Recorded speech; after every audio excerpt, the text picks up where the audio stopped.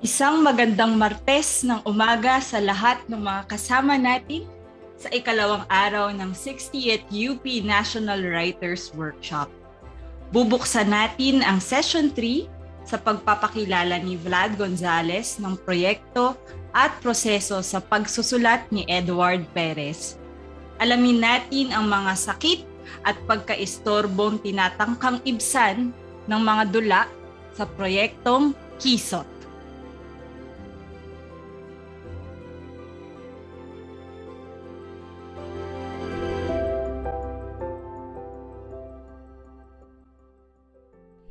Isang magandang umaga at magandang araw muli sa atin. Sana po ay ayos pang lahat. Maraming masamang balita sa usapin ng COVID na hindi nawawala. May bagong variant na yatang nakapasok. Sa panahong nagbabahagi ako nitong aking video, at marami pang mga kaugnay na problema. Pero sinisikap natin magpatuloy sa ating palihan bilang nasa tradisyon ng UP National Writers Workshop ang pagpapanatili nitong komunidad at pag-alaga sa ating mga kasamang manunulat sa gitna ng maraming hamon, gaya nitong dambuhalang hamon ng pandemya. Mas ideal po na live ito, pero gaya ng maraming bagay, nagkataon po na ngayong araw nagtakda ang aming village na may gagawing hindi lamang internet line, kundi buong linya ng kuryente at posibleng mawalan po ng kuryente sa ating sesyon. Kaya para mabawasan yung stress ng lahat na biglang mapuputol ako sa kalagitnaan ng pagpapakilala, at least yung pagpapakilala ay buong buo at hindi mapuputol sa pamamagitan ng recorded video na ito. Sa akin po, nakaatas ngayong araw ang pagpapakilala sa panulat ni Edward Perez. Tunay na pangalan, Eduardo Perez Perez. Yung pag-uulit ng apelido na banggit niya ng bahagya sa isang biro dun sa kanyang poetika, kasaysayan bilang manunulat, na bahagyang clue na rin sa kung paano siya umatake sa pagpapatawa bilang isang manunulat ng dula. Total po ito ay recorded. Gagamitin ko ng pagkakataong ito para gumamit ng transition effects. Ayan na nga po, bilang nalipat ang aking mukha sa isang sulok at meron tayong magandang PowerPoint para ipakilala ang ating manunulat ngayong araw. Salamat din bukod sa CCP Encyclopedia. Maraming salamat sa UP National Writers Workshop Fellows, particular kay Cupcake, kay Joel, dahil sa bahaginan dun sa chat group. Nakita ko na si Joel nga, si Cupcake ay lumahok sa isang dula na naisulat ni Edward Perez. Nung 90s pa ito, at merong isang picture na nandyan na patunay na yun, marami nang nasanay, marami nang nagawa. Mahaba na kasaysayan ng ating kasamang manunulat, at papakilala ko yung ilang bahagi ng kanyang kasaysayan. Pinanganak siya noong May 4, 1961, at isa siya doon sa tipo ng manunulat na nakakagalaw sa maraming papel bukod sa pagsusulat ng kanyang mga malikhaing akda. Nagiging direktor siya ng kanyang mga proyekto, siya ay naging organisador. At tingin ko kahit pa wala pa yung terminong arts manager, arts management noon, isa na siya sa nagpa-practice ng ganitong gawain, ang pagsulong ng mga proyekto, nag-oorganisa, nag-i-implement, nagsasagawa, nagtatasa, nagpapalaganap ng mga proyekto, nagsusulong ng sining at panitikan. Siya po ay naging bahagi ng iba't ibang mga palihan. Ilan sa mga naitala ay yung pambansang palihan sa Iligan at sa UP, at mayroon din siyang paglahok sa ABS-CBN sa isa sa mga workshop nila. Kung naging fellow siya sa mga workshop na ito, naging facilitator or panelist din siya sa mga palihan ng UP, UP Diliman. Isa sa mga napaglingkuran din niya ang UP Departamento ng Filipino at Panitikan ng Pilipinas sa pamamagitan ng Palihang Rogelio, sikat na palihang kasama kami sa aming departamento. Bukod sa UP Los Baños at UP Diliman, naging bahagi din siya ng mga palihan at proyekto ng PETA, Philippine Educational Theater Association, at syempre sa CCP, Cultural Center of the Philippines. May aklat din siya sa Ubod Author Series ng CCP. At isa sa mga tingin ko pinagmamalaki niya ay ang pagiging bahagi at ayun pa nga opisyal, naging Executive and Artistic Director ng Arts Research and Training Institute in Southern Tagalog Inc. o Artist Inc. Maririnig din yan kapag nag-search kayo sa Facebook. Buhay na buhay at aktibo pa ang grupong ito lalo sa panahon ng COVID-19. Isa sa gusto kong pag-ikutan sana ng mga diskusyon natin ay yung pagpapakilala ni Edward ng sinusulong niyang poetika. Hindi ko lang kung para ito sa lahat o base sa kanyang pagtatasa ng mga nakaraang gawa o kung applicable nga ba doon sa kanyang kasalukuyang proyektong isinasalang sa palian. Pero pinakilala niya yung sinusulong na advokasya na HER, na kumakatawan sa history, environment, and rights. At base doon sa kanyang pagbabahagi ng kwento at doon sa ilang tala doon sa aking munting pagsasaliksik, ang litaw na litaw sa kanyang binabahaging bahagi ng kanyang sarili bilang manunulat na maraming papel ay yung mayamang kasaysayan ng tunggalian sa iba't ibang antas. Ibig sabihin, nalatag niya na bukod sa tingin ko, syempre very quirky yung sa pamilya, open sa biruan at mga asaran, pero bukod doon litaw na litaw yung tunggalian sa isang klase ng tao na nadidiscovering gusto niya maglingkod sa kanyang lipunan sa pamagitan ng pagiging organisador na pangsining at manunulat, versus mga magulang na ang mga kaalyado ay may-ari ng kumpanya, mga pulis at iba pa. So, sa mismong loob ng tahanan, litaw na kagad yung malinaw na mga hindi pagkakatulad ng pinagmumulan sa kanang gustong tahaking direksyon. Magandang pag-isipan yung nilatag niyang karanasan bilang isang premyadong manunulat din na nanalo na sa mga gawad gaya ng gawad pa lang, wala na ngayon o nitong nakarang 2 taon, versus isang klase ng manunulat na nag-oorganisa at partikular o may pagdiin sa pagtalakay ng mga isyong may kaugnayan sa mga napapanahong usapin sa bawat yugto ng ating kasaysayan. May kaugnayan yung nasuling punto. Tingin ko kasi makakatulong sa ating talakayan ngayong araw kung palinaw sa atin kung paano dapat basahin ang tula o sa anong framework ba na pinagmumulan ni Edward. Marami siyang pinagmumulang tingin ko danas at framework. Magandang mapagkasundoan natin na dapat pambasahin ng dula bilang isang klase ng sining na hindi tahasang advokasya o nagsusulong na advokasya, o isang klase ng sining na nakadisenyo para maging gamit panturo, at dahil doon ay maaaring may maiba doon sa mga klase ng dula na napapanood o nababasa natin. Mamaya pag-usapan natin iyan. Bukod doon sa kanyang kasaysayan ng mga tunggalian, natin ko meron naman tayo lahat. Natutuwa lang ako na tukoy niya sa kanyang sariling karanasan yung iba't ibang tunggalian. Pero bukod doon, tingin ko may malay siyang pagpapahalaga at pagpili na ang anumang proyektong gagawin niya, isusulat, lalapatan ng direksyon, itatanghal, ay kung hindi man may pagtukoy dun sa particular na pinagmumulan niyang lugar sa Laguna, halimbawa, Pilipinas ang konteksto nito. May sensibilidad na ang aking gagawing mga proyekto, pag binasa o pinanood mo, alam mong meron tong patungkol sa pansarili, katutubo, danas na galing sa sariling lipunan.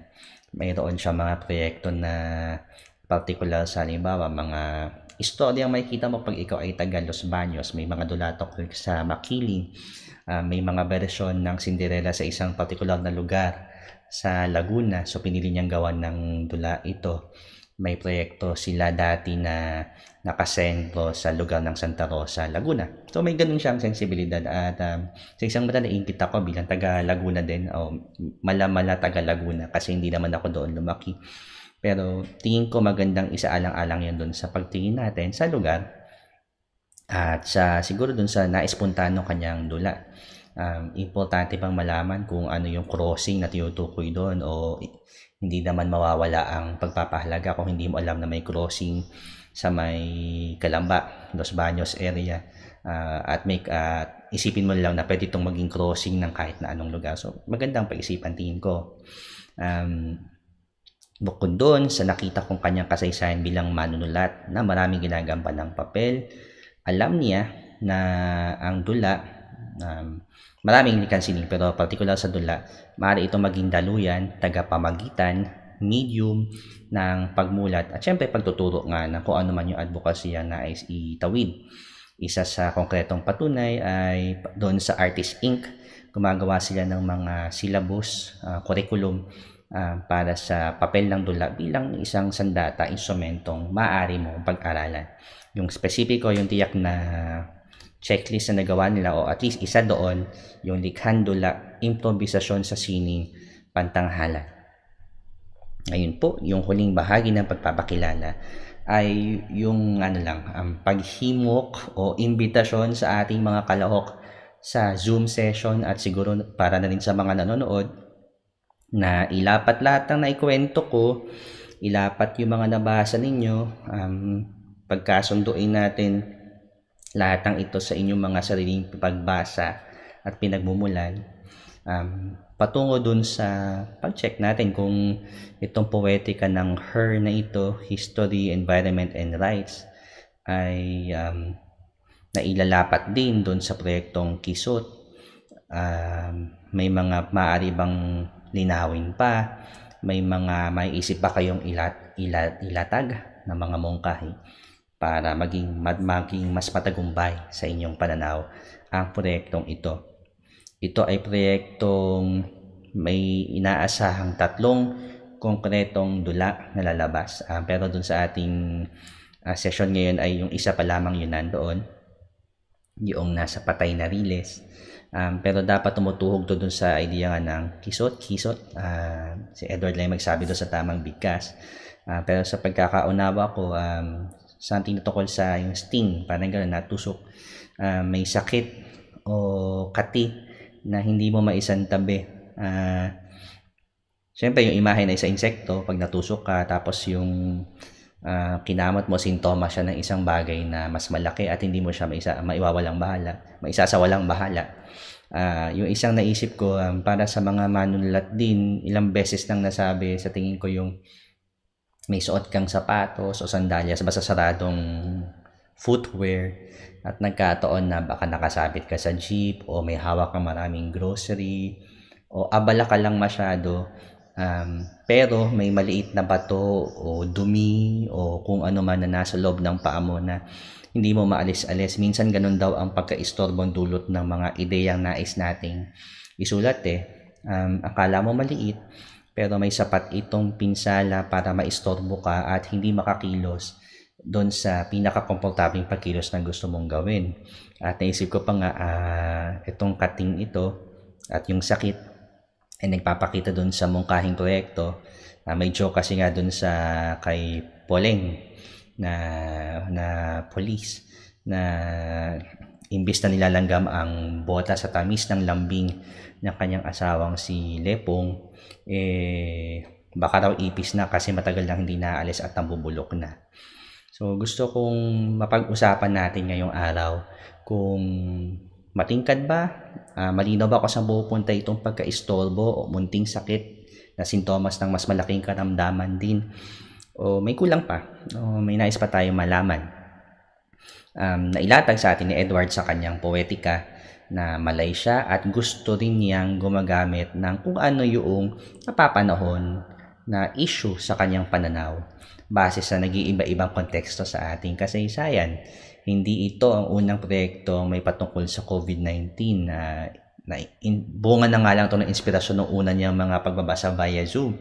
So magandang isipin din na ano ang mababago siguro at ano ang bag nitong bagong proyektong ito sa pagpapaliwanag at pagtatala ng mga karanasan na may kaugnayan sa COVID-19, partikular sa mga pinaka-apektadong sektor sa tingin ng ating manunulat. At kung sa tingin natin iba ang ating nakikitang prioridad sa dapat isulat at matandaan sa panahon ng COVID-19, tingin ko mahalagang panahong irehistro iyan ngayon. Susunod, nasabi naman niya yung joke tungkol sa kanyang dalawang apelido na magkamag-anak daw yung kanyang magulang. So sa ganun joke pala, alam mo nang may sense ng gaspang, medyo may certain sense of darkness din kahit papaano. Willing na ipahiya sa isang banda yung kanyang sarili, may malay siyang paglihis doon sa mga inaasahan gaya na kunwari seryosong bagay ang pandemya at COVID. Paano kaya lilihis dito? So gusto ko makita kung sa tingin ninyo may ganun nga bang malinaw ng bakas ng paglihis at sa tingin ba ninyo matagumpay o hindi. Siyempre kasama doon ang pagpapaliwanag kung bakit siya matagumpay o hindi.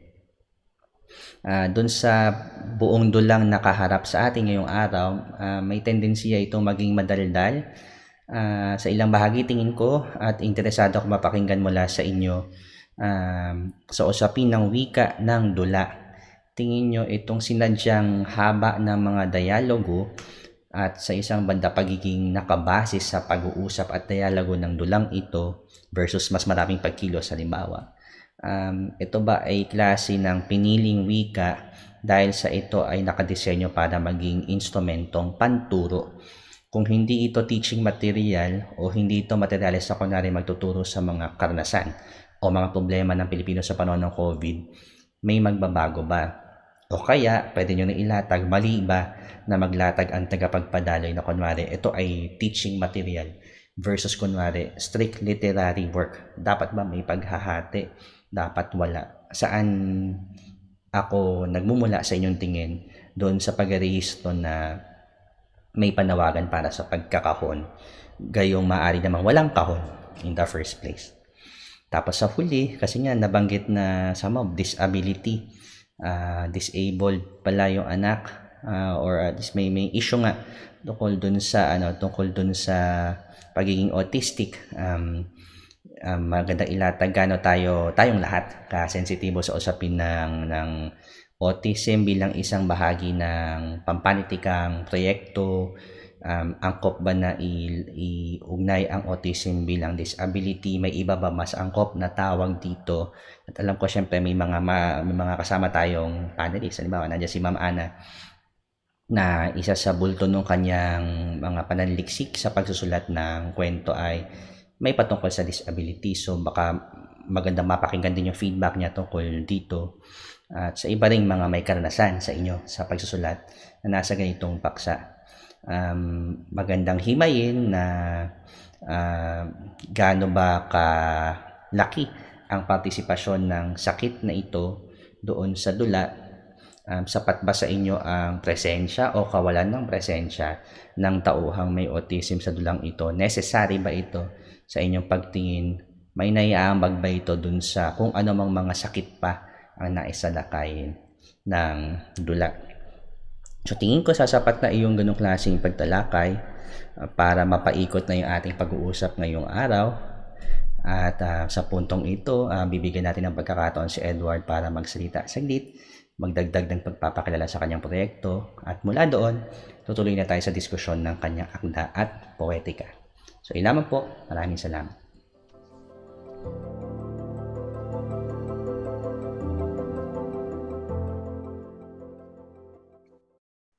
Ako lang to, friend. Magandang umaga sa inyo lahat. Salamat sa pagpapakilala. Napakayaman naman, napaka-overwhelming. Salamat sa pagpapakilala. Gayang sinabi ko, ako lang to, friend. Magkukwentuhan lang tayo. Naisip kong isulat yung tatlong dula. Well, hindi ko pa nga alam kung ituturing siyang tatlong magkakahiwalay na dula o isang buong dula lang siya. Mamaya siguro sa proseso, lilinawin ko lang kung paano ko nakikitang i-actual na gagawin to. Pero bilang panimula, gusto ko rin linawin na dati talaga wala akong interes sa sining o sa pagsusulat. At dahil bunsod ng pangangailangan doon sa aming lugar, sa aming organisasyon, napilitan ako mag-direct. So naging director muna ako ng one-act play o ng maikling dula bago ng buong dula. At sa proseso ng pagdidirect ko, nag-e-edit ako ng script na mga ginagamit namin. At doon ako nagsimula rin na himok na bakit hindi kaya magsulat din ako. Kaya nagsimula ako ng pagsusulat at hanggang sa ngayon ako po ay nagsusulat at nagdidirehe mismo ng aming palabas. Yung aming palabas, binubuo ng aming pangkat, gaya ng sinabi kanina ng tagapagsalita, mahalaga po yung bilang isang manunulat ng dula at direktor, meron kang pangkat na siyang titiyak na ito ay maisasalin sa tanghalan. At sa loob ng ilang taong naming pagsasanay o pagsasagawa ng mga produksyon, meron kaming na-develop na framework o pananaw kung paano namin gagawin ang isang pagtatanghal. Isang pagtatanghal na maaari mong tignan bilang bahagi ng panitikan at at the same time isang pagtatanghal na buhay at napapanood ng manonood. Ito po yung ang tawag namin bola sa kilikili.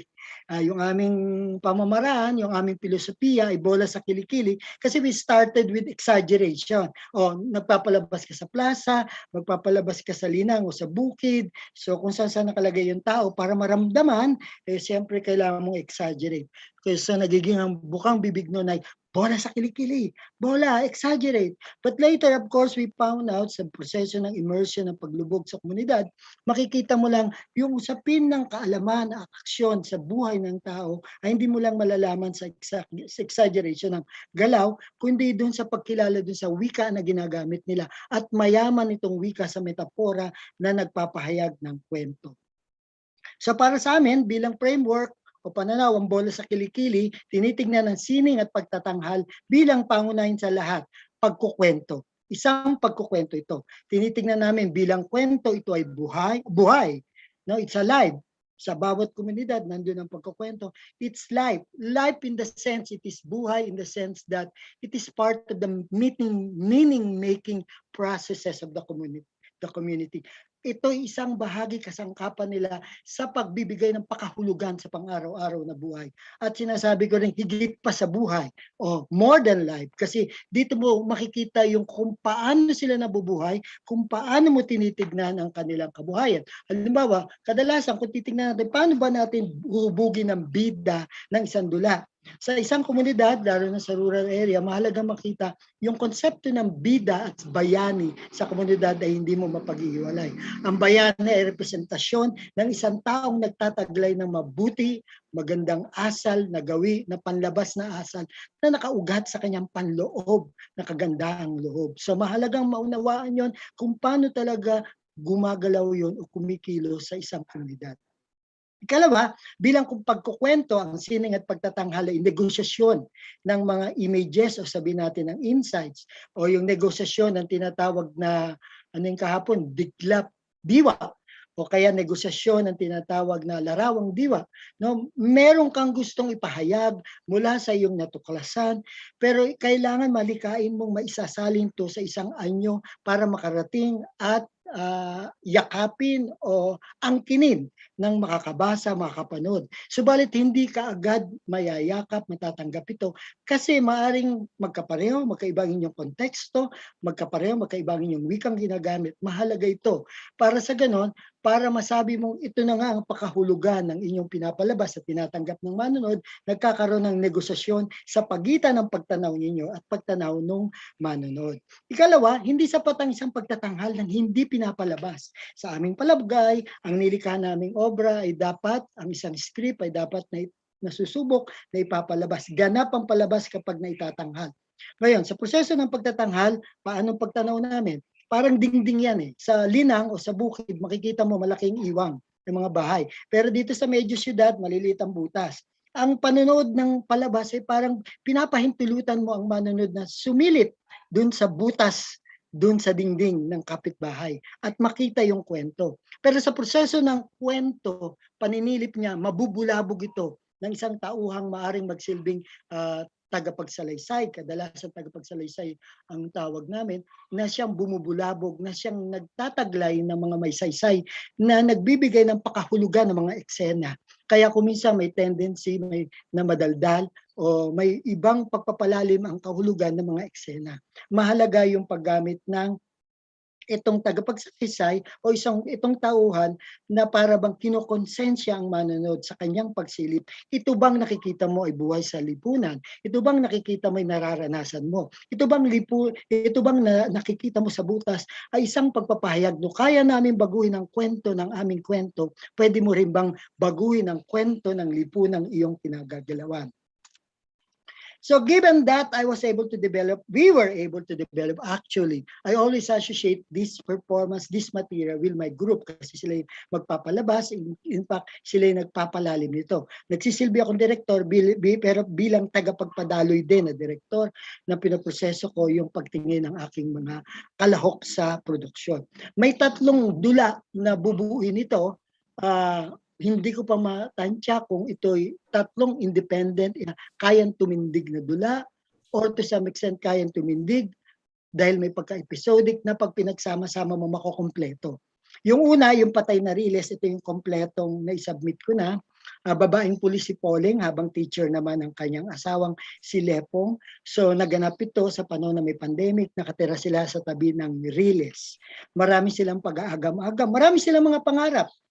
Bilang pulis, gusto niya maging teacher. Si teacher, gusto niya maging pulis. Pero bunga na circumstansya ng lipunan, ganun ang kinahantungan nila at nakatira ngayon sila sa Patay na Riles. Sa umpisa, inisip ko kasing magkaroon pa ng isang pagpapatindi ng pagpapalalim ng diskurso sa kanilang buhay. Kaya kung makikita niyo yung una kong sinubmit, na una kong pinadalang story o paglalarawan ng Patay na Riles, may sakit o hindi namang sakit, may ilang challenges silang kinakaharap kaugnay sa kanilang anak. Pero inalis ko na po yun kasi ang pakiramdam ko talaga hindi ko kayang tumayo o hindi kayang tumayo ng kwento na may kinalaman dun sa challenges na taglay ng kanilang anak. So inilagay ko na lamang sa pag-unlad ng tunggalian o ng pag-uusap ng 2 mag-asawa. Ano yung mga pinapangarap nila sa kanilang mga anak. Binabanggit ko yung Patay na Riles sa konteksto ng kabuong dula. Yung ikalawa, pinamagatan kong Corinthian Garden. Isang progresibong senadora, si Monica, dating journalist na naging politiko. Si Richard naman, isang PMA graduate. Nakatira sila sa isang mayamang subdivision. Sa panaginip ni Monica, makakausap niya si Richard, igigit ni Monica, ang tingin niyang tungkulin ng isang journalist. So, kung yung kumbaga, yung naunang buhay, ang buhay ng medyo nakabababa, sabihin natin economically, ganun yung kalatayuan nila. Ito medyo nakakaangat sa lipunan na ganito naman yung pinag-uusapan nila. Sa ikatlo, yung Pulong Walang Diyos. Ito'y usapin ng 2 nangarap, no, na nagmula sa isang kolehiyo, nangarap sila, pero magsisimula ang kwento sa araw ng babang luksa ng babae. Si Taning, isa ng barangay captain o kapitan ng barangay Pulong Walang Diyos, at babang luksa ng kanyang yumaong asawa. Nang nag-graduate sila, nangarap sila na gaganda ang lipunan, gaganda ang buhay nila sa pagganda ng lipunan, at magagamit nila yung mga kurso nila sa pagpapaunlad ng komunidad kung saan sila mapadpad. Subalit sa proseso ng kanilang paglahok, nagkasakit si Taning at naisipan niya maglaylo, at sa proseso nagpatuloy si Lolita pero napaslang si Lolita. So 3 kwento ito na bumubuo nung kabubuang dula na ang pamagat ay Kisot. Ang Kisot, o yung iba binabanggit nila Kisot, ito yung sting, kagat ng bubuyog. Dito po sa aming sentro, itinatawag naming RT Center, kalahating bahagi po nito ay parang maraming puno at maraming bubuyog. Pag may mga dumadating na tao bago ng pandemic, kita mo may mga bubuyog, no? Yung iba naiilang, pero sabi namin huwag niyong gagalawin ng bubuyog hangga't hindi kayo ginagalaw niya, hindi kayo kakagatin ng bubuyog. No? Katulad ng palagay ko lipunang ating kinagagalawan. Manahimik ka na lamang sa gustong mangyari nito at umasa ka, magiging panatag na hindi ka nila gagalawin. Titiisin mo nga lang ng lahat ng pagdurusang ibinubukal nito o ibinubunsod nito. Subalit kapag ikaw ay nagsimula ng magsisa, magtanong, magbigay ng pagmamalasakit, bakit ganito nangyayari sa lipunan, asahan mo rin na lalapitan ka na ng bubuyog, ng makapangyarihang bubuyog para lagyan ka ng kisot, at saka mamamanhid ng katawan mo sapagkat gusto ka nilang manahimik dahil maaring mareddag ka o sa pinakasukdulan ay mahuhuli ka. So ito po ang aking dula, gaya ng sinabi ko, kwentuhan lang ito na naisip kong i-develop na palabas batay sa framework na aming ginagamit sa paglulunsad ng palabas. Again, maraming salamat. Bukas po ako sa mga mungkahi para mapalalim. Sa maraming pagkakataon po, pati po sa palangka, pag nagsasubmit ako ng script, kadalasan, sinubukan ko muna, in-stage ko muna, and then i-revise ko to kasi kinikilala ko yung malaking ambag ng aking mga kaso kasama sa produksyon. Nagdadagdag sila ng mga dialogo na mas witty para mas maging magaang yung kwentuhan ng dula. At sa proseso, pag nirevise ko, kaya ko sinasabit sa palaka. Pero ito yung kauna-unang pati sa palihan, sinali ko na wala pa siyang benefit ng itest ko. Kasi nga, inabutan ng pandemic. Ikalawa, gusto ko rin masubukan. Paano kaya titignan ng isang hindi pa nakasubok o hindi pa nagdidirect? Paano niya i-attack yung material? Bilang panitik, ano kaya ang mungkahi ng mga katulad ko o iba pang mahuhusay na sumusulat dito sa paggawa ko ng dulang ito. Ano pa ba? Yun lamang siguro, sa loob ng ilang taon, ito yung aming nabuo. Kung may mga ilang minuto pa daw ako, kaya pwede kong banggitin lang yung Patay na Riles. Sa ilang portion ng Patay na Riles, sabing ganito, magugulat si Lepong sa pagdating ni Pauling, magtatakang una sa pasalubong ng kanyang asawa, igigit niya ang kahalaga ng pagpalit ng damit at pag-alcohol bago humarap sa kanilang anak. Mangangamba si Lepong sa pagiging pulis ng asawa, ipadarama ni Pauling at takot niya sa trabaho ni Lepong sa panahon ng eleksyon. Sisingilin ng bawat isa kung bakit naging abusado ang pulis at teacher. Kasi may mga teacher din na abusado, may pit, terror. Matatanto nila ang pagpapalit nila sa tungkulin ng mag-asawa. Si Lepong na ang palaging work from home, habang si Pauling naman ang palaging nasa kalsada kasi pulis nga si Pauling. Manunumbalik ang nakaraan ng pagiging estudyante ng dalawa kung paano sila nagkakilala. Aaminin ni Lepong ang pagtatangkang ma-recruit siya ng isang makabayang organisasyon. Ipagyayabang naman ni Pauling na minsan na siyang naanyayahan maging kasapi ng palabang grupo ng kabataan sa komunidad. Tatambat ang dating pangarap ni Pauling ang maging teacher. Ngunit hindi siya pinayagan ng kanyang mga magulang sa pangambang mawala ang kanyang scholarship. Nung mga panahon yon, scholarship sa criminology ang tanging available kay Pauling. Samantalang magtatalong mag-asawa sa kanilang mga pangarap sa kanilang nag-iisang anak.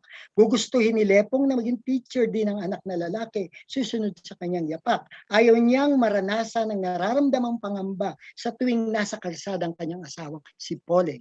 Sa kabilang banda, igigit naman ni Pauling ang pangarap niya sa anak. Gugustuhin niyang maging pulis ang anak para maiwasang masisi ng lipunan sa pagkukulang ng pagiging teacher. Kasi daw, bakit ganito nangyayari sa ating mga kapulisan o mga nasa nanunungkulan? Anong ginawa ng mga guro para matiyak ang mabuting asal ng ating mga kinaukulan? Sa uli, mapagtatanto na mag-asawa na nasa anak ang karapatan na mamili ng kanilang magiging propesyon, kinabukasan at kasarian. Yun lamang po, muli, Kisot, isang dulang nauukol sa ating kalagayan sa panahon ng pandemya. Ako lang po ito, friend. Bukas na po tayo sa mga katanungan. Maraming salamat po. Ako lang to, friend. Ayan, pagbati at pasasalamat Edward sa proyekto, sa inisyatiba at sa pagpapatuloy nung gawain na mukhang habang mahaba na rin yung pinagmulan. May pila tayo ng mga magbibigay ng pagbasa. So idiretso na natin doon. So ang nauna po ay si Luna Sikatleto para magbigay ng kanyang tanong at mga komento. Sige po, Ma'am Luna. Hello. Magandang umaga sa inyo. Magandang umaga, Edward. At salamat sa pagpapabasa ng iyong dulang Patay na Riles. Kaunti lang ang aking sasabihin para ang iba rin ay makapagkomento. Isasentro ko na lang dun sa natutuwa akong malaman ng lahat ang iyong background bilang isang theater artist kasi malimit nating makalimutan na ang isang mandudula ay kinakailangang marunong makipagtrabaho sa ibang mga artista rin. At napakahalaga na collaborative ang kanyang diwa para makapagtanghal. Kasi hindi niya kayang itanghal ang isang dula ng nag-iisa. At walang mandudula na walang tunay na mandudula na ang gusto lang sa kanilang dula ay maging laman lang ng filing cabinet.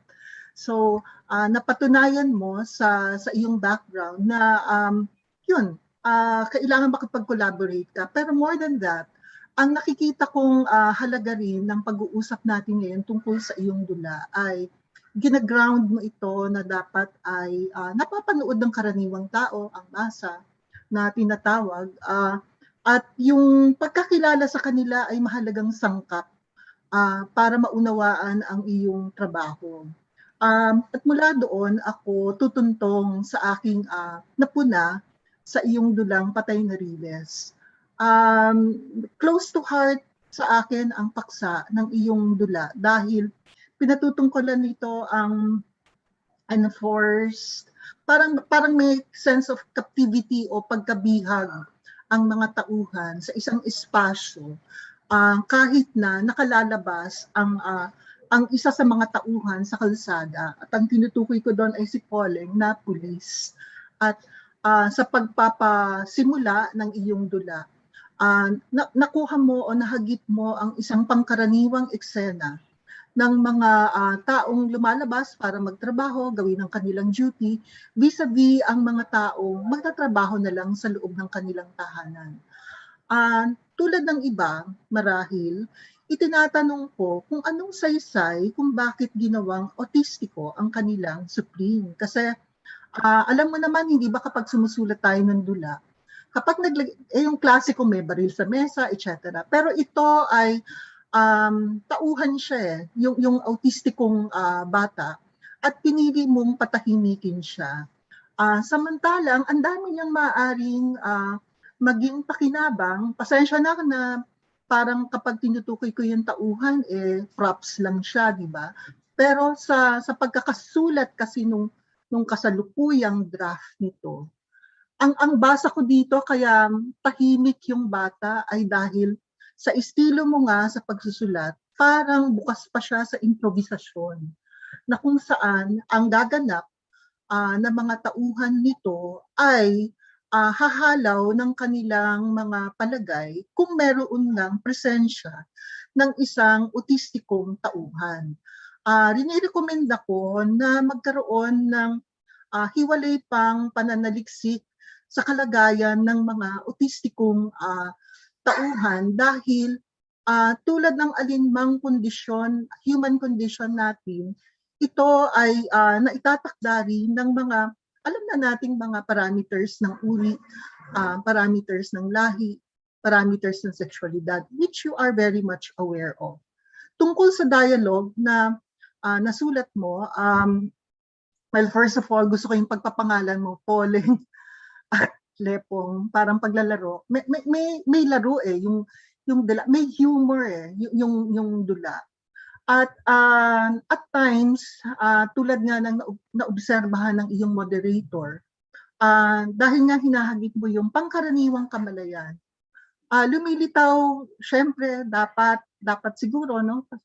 I hate that word dapat. Pero ang ibig ko sabihin yung folk wisdom na kadalasan na hindi natin ito pinapansin pero nandun sa sa sensibilidad. Kanina lang pinapaliwanag mo yung langgam, yung mga bubuyog.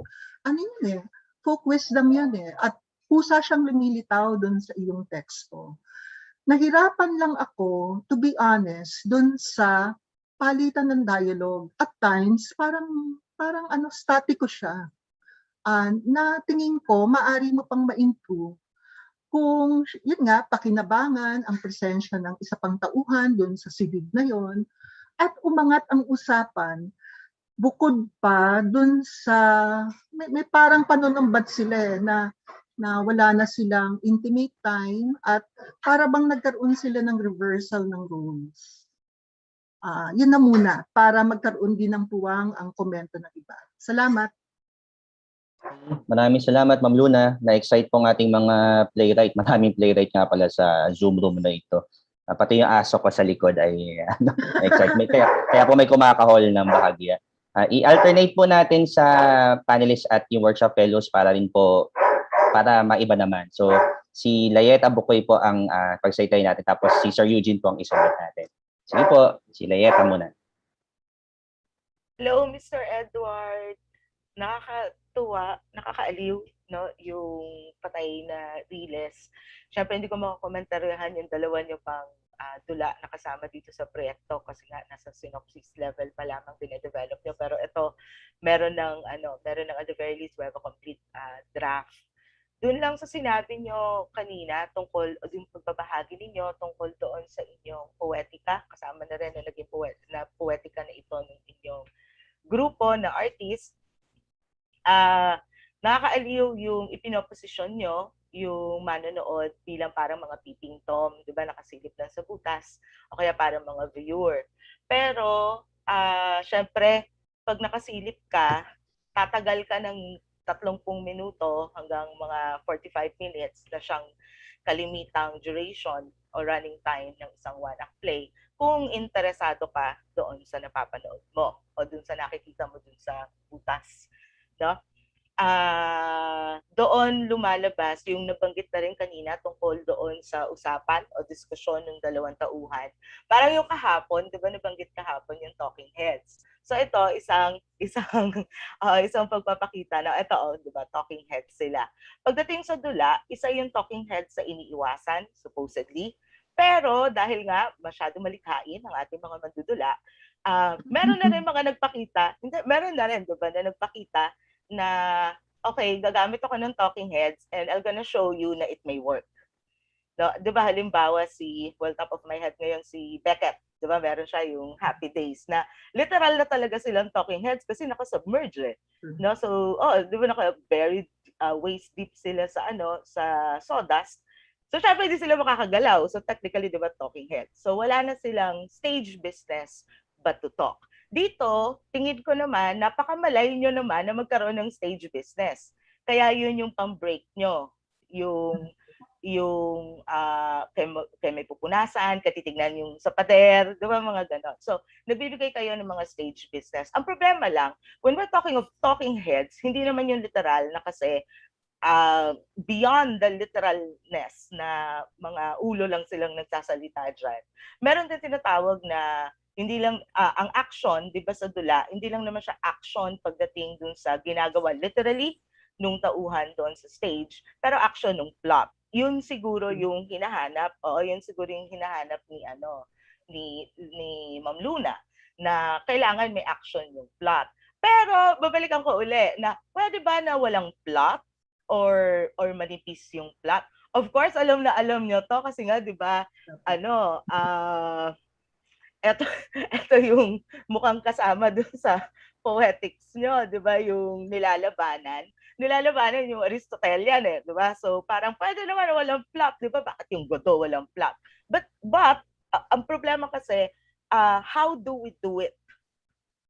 Di ba? Pwede naman natin gawin eh. So if Beckett showed us, for instance, how we can get away with talking heads, sa kanya nga hindi lang one act, di ba? Parang 2 acts yung Happy Days niya. How we can get away with that? Meron din kaparaanan na ipinakita na rin sa atin how we can get away, di ba, without having a plot, or in this case, meron siyang plot, pero ito yung tinatawag na manipis yung plot. So how can we get away with that?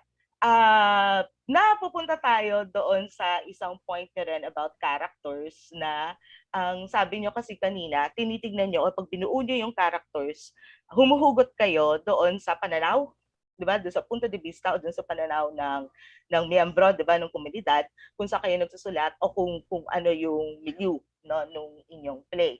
Pero wag din natin syempre kakalimutan na ang pagbubuo ng character ay hindi lamang nakabase sa kung ano yung pagtingin ng isang komunidad dun sa isang tao. Kasama rin yung pagtingin ng character dun sa kanyang komunidad, dun sa kanyang paligid, no, dun sa ibang tao at maging dun sa kanyang sarili. Yun yung medyo kulang dun sa play. We can get away with talking heads if we have really, really compelling characters. Kasi yun yung gusto mong panoorin. Diba? Like, babalik tayo dun sa peeping tom tayo, voyeur tayo, yun yung gusto mong panoorin. So, kailangan compelling talaga yung characters. And how can we be compelling with our characters? Siyempre, hindi lang yung basta nagpakita ka ng parang character na, ngayon lang nila makikita. No? Pero yung malalim, di ba? Yung kahit na one act ito, nagka-three-dimensional na yung character mo. Because the more we know about the person, di ba, the more interesting that person becomes to us. So parang gano'n lang, babalik lang tayo kay Laho sa Agree. Di ba parang simple lang. Balik lang tayo kay Laho sa Agree. So present ka lang dyan ng three-dimensional character and it may work even if you're using talking heads as a device. Yeah, and yung doon sa yung point kasi ng play, medyo napahaginan, nasabi na dun sa dialogo. 'Di ba? Hinahamon nila o nakita nila na itong pandemya ay nag-intensify nung mga matagal na rin naman ng mga hinahamon ng mga bagay-bagay tungkol sa stereotyping sa kababaihan sa mga kalalakihan. Kaya lang, since dula nga ito, ang question ko lang, is it what you are dramatizing? Diba? The play says it is the point of the play. But is the play really dramatizing it? Kasi sa ngayon, may mga hindi pumapasok na mga naisama kayo doon sa ganong pag-dramatize. No, if it is all about the pandemic or kaya umusbong o na-intensify o nagmarka, no, itong mga gusto nyong hamunin, meron silang mga hinahamon na pre-pandemic pa. No, and then if we are going to stick, 'di ba, with that point, pwede ba tayo magpalit ng point, 'di ba, Mr. Edward, alam niyo na 'yon, 'di ba, na habang nagre-rehearse, 'di ba, parang device kayo na device, minsan on the spot, 'di ba, na you have to revise. So if ever lang, you can also consider na if you're going to stick dun sa ganung insight or premise, kailangan din makita ng maliwanag ano naman yung before. Para 'di ba maliwanag na okay, before ganito ito, etc. And now these are being challenged or binubuwag nitong nangyayari sa pandemya. Tapos maliit na maliit lang yung edad, sa tingin ko napakahalaga nung edad nila kasi meron silang mga ginagamit na parang hindi mo nagagamitin kapag mga yung hindi na masyadong gagamitin ng pag 40 plus. And yung indication o yung hint kasi nung edad nila nung sinabi na more than 2 decades pa tayo meron, 'di ba, before we become senior citizens. So, are we talking of characters who are already in their 40s? 'Di ba? Na si Bunso ba is bunso na super bata, you know, na autistic or is this the bunso na lumaki na tapos meron pa rin siyang autism? Yung ganon. Na sa akin, importante yung edad nila kasi doon magbabase yung tagal din ng pagsasama nila as husband and wife. And some of the things na napag-usapan nila ay mukhang dapat na pag-usapan na nila noon pa. Na yes, this is a conversation, yes, this is a discussion, yes, pwede parang nagchichika-chika lang sila dyan, na parang daily, ganyan. But there has to be a hint kung kailan nila exactly na pag-usapan ng mga bagay na ito. Kasi itatanong nung manonood o nung mambabasa kung bakit, of all days, ngayon nyo pinag-uusapan yan. So, which leads me to, may isa lang ako nakitang kulang. Walang inciting or instigating incident. So, baka pag nilagyan nyo ng ganon, mako-contextualize yung buong discussion nila. And yung kanina rin na sinabi na parang hindi po ma-progress, etc., etc. Baka magkaroon ng ganon, di ba? Baka makatulong kung meron pang instigating incident. So, yun lang po. Thank you and congrats, Mr. Edward. Napapatawa niyo ako lagi. Okay, thank you, Layeta Bukoy. Sige, diretso muna natin kay Eugene Evasco. Sige po, Sir Eugene. Okay, magandang umaga, no, sa ating mandudula at sa mga panelists at fellows. Binabati ko ang mandudula, no, sa paglikha ng isang dula na akala mo ay personal lamang na kwento, no? Pero ito ay isang pagkapasilip sa atin na ano ba ang dinaranas ng mga karaniwang tao. No? Hindi makaraniwan, no? Pero yung mga tao no, na nagkakaroon ng mga di pangkaraniwang suliranin no, sa panahon ng pandemya. O lalong-lalo na nakatira sila sa isang tahanan pero tila ba meron silang ibang time zone. No, nagtatagpo lang sila sa ganitong oras pero yung isa kailangan na nilang matulog, no, para sa susunod naman na susunod na pakikibaka sa buhay ng buhay ng isang pulis, no, na babae, no, naibigan ko yon, no, yung sinisira natin yung mga gender roles, no, na karaniwang ibinibigay halimbawa sa babae o kaya sa lalaki, no. Nakita ko rin dito yung ganda ng ng guro, no, na bago ito, no, na online na nagtuturo, no, at alam ko na marami sa atin ang ang nakaranas ng hirap ng pagtuturo. Gayon, mayroon akong tatlong gusto lang na imungkahi o kaya ay pwedeng pag-isipan na mandudula. Una ay ang gamit ng salita o yung gamit ng wika. Sa gamit ng wika kasi, siyempre, gumagamit ng mga luma, no, mga gasgas na mga pahayag no, ng mga wika. No, halimbawa, yung masandal tulog, tutubuan ng pakpak, o kaya binasag na katahimikan ng mga gasgas to. No, nakakatulong siguro kapag ang manonood ay naghahanap ng mga popular na dula no, na madaling maintindihan. No, pero ako na naghahanap ng ng kasariwaan no, sa mga dialogo, pag nakita ko tong mga tatlong nabanggit ko, medyo medyo nakakabahala lang na bakit napakagasgas naman ng mga ito, no? Na pwede naman tayong lumikha ng mas sariwang mga dialogo.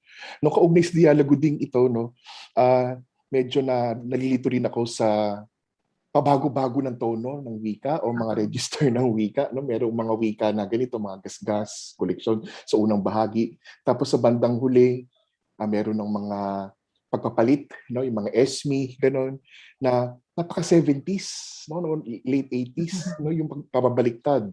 No, ako no, na medyo naguguluhan ako no sa wika ng mga tauhan mo. No, tapos kaugnay din yan ay ang sa dialogo, no, sana ay mas hinihiling na mas natural ang pagkakalikha ng mga dialogo dahil mayroong mga salita rito, mga linya rito na halos sabihin ng tema ng dula. No? Halimbawa, yung ang pagpunay makapaghahati-hati. No? Siguro kung ito ay advocacy, no, na dula, pwede nating patawarin na yung mga naisabihin ng mga taon ay yung mga mensahe na ng dula. No? Pero kung iaangat natin yung sining ng mga advocacy o kaya makapagmamulat ng mga dula, maaari siguro mas iwasan natin yung mga ganito na lantaran, nagiging didaktiko no, ang dula. At nabanggitin ito kanina ni Ma'am Layeta, no, yung bantayan din natin yung yung mga edad ng tauhan. No, nasabi rito na para mahigit 20 taon na lang senior citizen na tayo. So, kung yung kung gagawa tayo ng linya ng mga taon, kailan ba sila nagpakasal? Kailan sila nagligawan? Tapos nabanggit pa ito yung troll, no? So sabi nagligawan sila, may troll na. So 45 years old na sila ngayon. So yung panahon ba, no, minus 20, no? O mga ganoon, di ba? Uso na ba ang mga trolling halimbawa?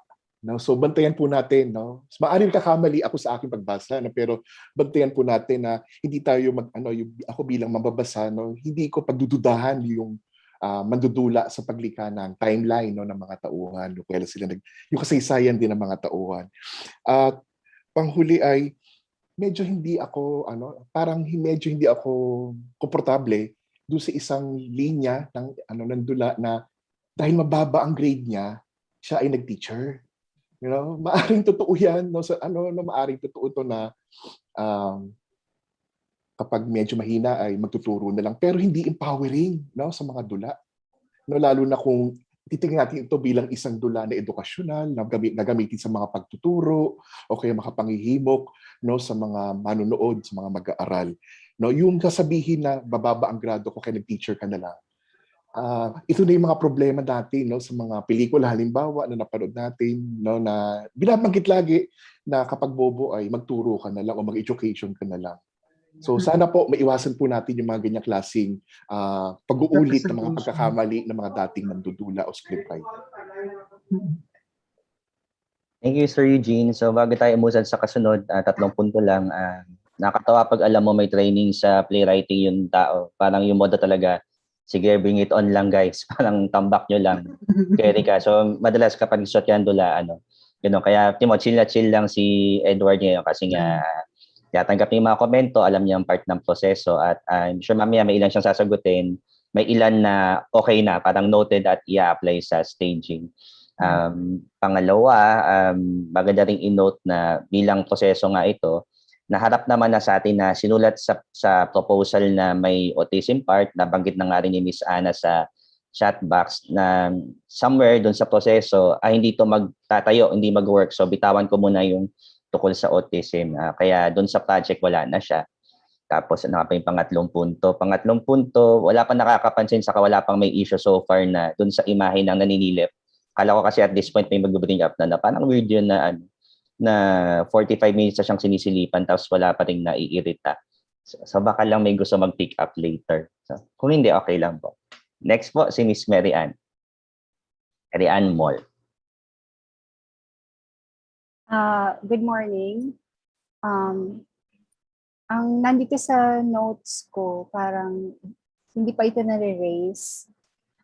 Kasi pag nagbabasa kasi ako ng mga akda na merong nakatampok na mag-asawa, I really pay close attention to the dynamic of the dialogue. Kung may internal monologue sila, I really pay attention to that. Pero dula ito, so talagang dialogue lang. I really pay attention to that. And may hinahanap akong isang quality na distinct na sa mag-asawa lang, which is in one of the classes namin kay Professor Rosario Lucero, she put words to that quality. Sabi niya, when you're talking about a married couple, there should be something dark and murky always. Kahit na masaya naman sila earnestly, there should be an element na something dark and murky. Kasi kung wala yung dark and murky, the marriage is not believable. So yung dark and murky na yon, I think she gave words doon sa hinahanap ko din when portraying a married couple. Hinahanap ko dito sa dula and walang masyadong indication na sila mismong dalawa. There is something dark and murky there na parang kakaiba na hindi, you can't put a finger on it. Wala akong masyadong nakita. Pero naisip ko din kasi, baka naman kasi yung marriage nila Pong and Lipolang at yung family dynamic nila, it's only half of the story. And the other half of the story is the omnipresence of the fascist state na nag-seep in na masyado siyang effective yung pagiging pasismo ng Estado na nag-seep in na siya even into the most private aspects of our lives. Kasi nga, nasa bahay lang naman sila at the end of the day, nag-uusap lang naman sila tungkol sa pamilya nila. Pero nandoon yung there is that fear, there is that restriction na kahit between the two of them, hindi sila makapag, give it their all na to be themselves, even to be themselves. Meron pa rin dinadaan nila sa mga pahapyaw. And then, parang may darkness na nakakabalot. Para sa akin kasi clue din na nakatira sila doon sa malapit sa Patay na Riles. Tapos yung Patay na Riles, yun din yung ginamit na title. Kasi Riles, yung transportation system, it's a state structure.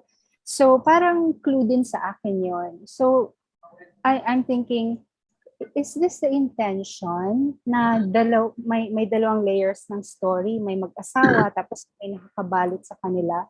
Kasi if this is the intention, I think it works. Kasi kung may ganyan na elemento na omnipresence of a fascist state, normal lang na kung mag-envision sila ng future, hindi masyadong malayo. Kasi pag nag-envision sila ng future, yung sa anak lang nila, and to the extent lang na baka pwedeng masundan na nila ng isa pang anak. Pero sa kanilang dalawa mismo, they don't seem to consider na darating sila sa punto na tatanda sila, na makikita pa nila na yung mga anak nila ay mag-aasawa din, magkakapamilya din. They don't talk about things that far into the future. And it makes sense kasi nga, kung omnipresence yung fascist state na mismanagement of the pandemic, yung mga EJK, tapos may mga ganun pang may mga other issues pa na pahapyaw na nabibring up. So for me, it makes sense na walang dark and murky dito sa dalawang mag-asawa kasi nando na yung the darkness is enveloping them all. So if this is the intention, I appreciate na ganun kasi it works that way. Siguro magiging challenge na lang is kung isa sa dula na ito, paano ba kailangan ba maging visible ang state doon sa entablado mismo? Or is it not necessary? Kasi nga, nandun naman na siya sa dialogue. So those are just things na that's outside of my skill level. Pero sa talent mo, Edward, kayang-kaya mo na yan i-figure out. So yun po ang aking ambag sa discussion tungkol sa dula ni Edward. Salamat po. Thank you, Maryanne. Na-appreciate din nung co-fellows natin yung observation para sa isang tao nga halimbawa na nadaan na tayo sa mga John and Marcia hanggang sa mga kaya si Mr., kaya si Mrs., hanggang WandaVision. Alam natin na may potential saka may makuha tayong something tukol doon sa yung alam mo pinapanood ka kaya somehow yung gawi mo kahit dapat private parang nagpe-perform ka rin kasi may nanonood nga at siguro nagkakatalo lang sa gaano ka explicit o gaano ka deliberate sa bawat project. Baka mamaya may gusto pang sumuporta doon sa ganong observation at baka ma-address din ni Edward maya-maya. Sa ngayon, itatawid natin papunta kay Butch Dalisay naman ang pagbibigay ng mga pagbasa sa mga tanong. Sige po, Sir Butch. Salamat, Vlad. Magandang umaga sa inyo lahat. I'm really glad Edward is part of this batch. He's 10 years away from being a senior, I think. Pero maganda na nakikita natin kay Edward na yung pagsusulat ay talagang, it's a lifelong commitment that he has carried with him from his youth. I share in many of his concerns. Nagsimula din ako bilang mandudula sa Pilipino bago ako naging kwentista sa Ingles sa PETA noong 1970. Kaya I can sympathize with his experience both sa pagdudulat at sa kilusan. I read the play with great interest and was pleased by his handling, particularly of the opening scenes na magaan. May humor, hindi ka pinapalo sa ulo ng politika niya, and the way that politics is internalized, is personalized. I've very often said that sa panahon ng Tokhang at iba pang mga malalagim na pangyayaring bumabalot sa atin ngayon, it is part of the writer's task to, in a sense, to humanize evil, to make it personal, bigyan ng mukha ang kasamaan, because evil can be the person right next to you or your neighbor or something within yourself. Ito yung sinasabi kong pang-kontra sa posterization na may importansya din. yung paggamit ng mga memes, halimbawa, yung mga banat sa Twitter, they belong to that category.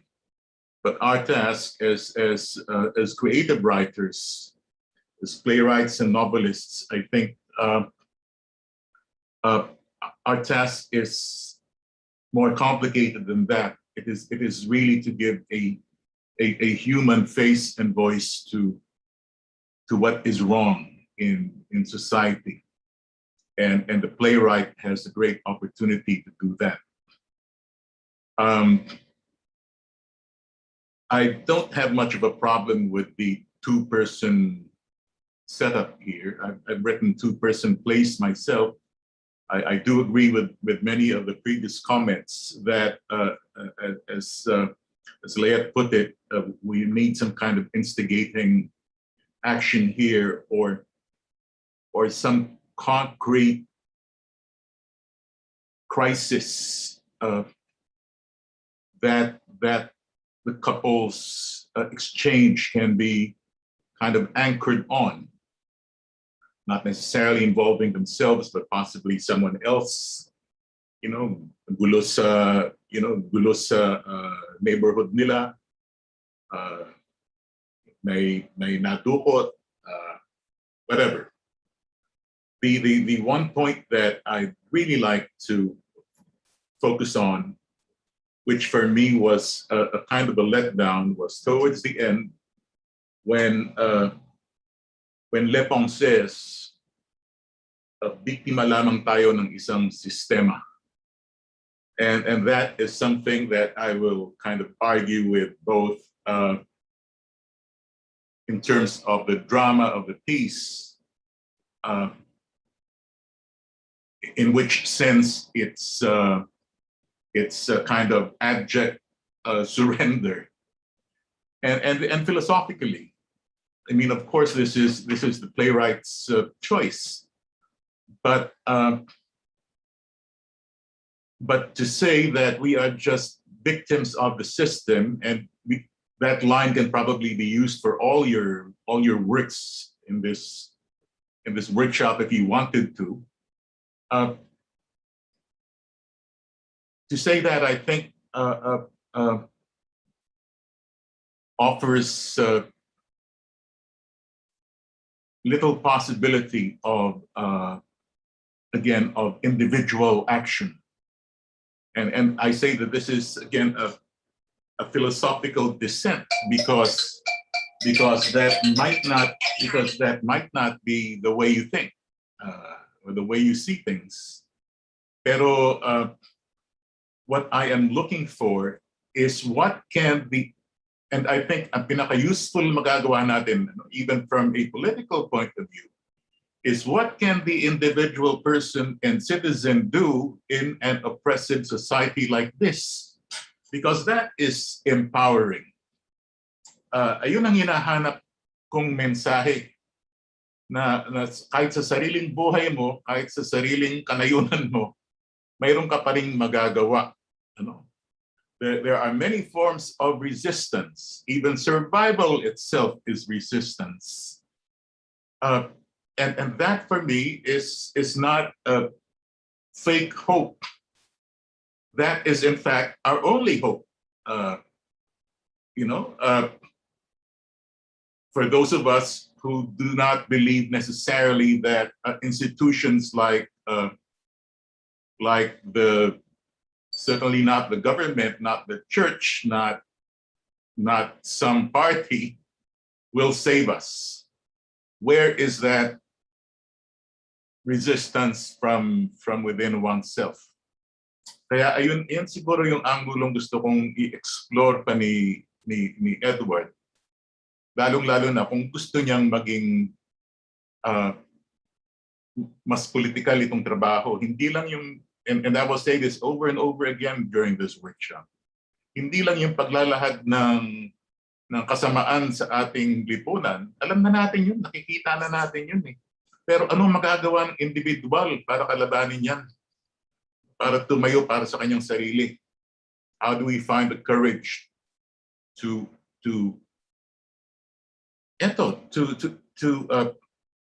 to do the right thing, whatever that may be, and not succumb to the growing darkness around us. So ayun ang gusto kong pag-isipan ni Edward.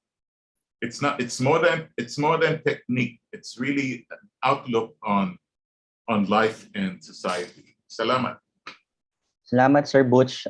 Salamat sa pagiging matapat doon sa let down moments at salamat din sa pag-acknowledge na minsan ito rin ay desisyon ng manunulat patungkol din doon sa sensibilidad na gustong puntahan. So maganda na na-enkwento natin sa workshop yan, Maryanne. Diretsa kung saan may nakita pero kinikilala rin na part din ito ng proseso sa decision making ng mismong manunulat. Ngayon po, kahit na alam ko pa unti na yung oras, bati lang tayo sa mga may fans si Direk Edward, si Tuema, Lorena, Lorenzo. Good morning daw at nanonood mula sa Bacolod. Kay Abigail Casulya from Bicol High School naman, ako marami napuntahan at nakilala si Direk Camarines. So naman ito, may nagbanggit po na naiihina pero hindi maiwan ang ganda ng exchange. Tech team, paki-record po ito. Tapos i-play po natin regular para maihi po yung kasama natin na ihina pero interesado doon sa diskusyon. Hello po, Miss Annette Hug na may lecture mamaya. Looking forward po sa inyong lecture. Next po sa ating pila, reminder po, para po doon sa ating kasamang ihina pero interesado sa komento. Tiis lang po, pakinggan po natin ang ibabahagi. Si Adrian Ho po ang may mga pagbasa at komento. Hello, magandang umaga sa lahat. Una gusto kong batiin si Sir Edward kasi na-enjoy kong basahin yung dula niya. No? Para sa akin, very refreshing. Lalo na yung relationship ng mag-asawa na very loving. So, mayaman yung characterization nila Pauling at Lepong. Pero feeling ko meron pang mga pagkukulang. No?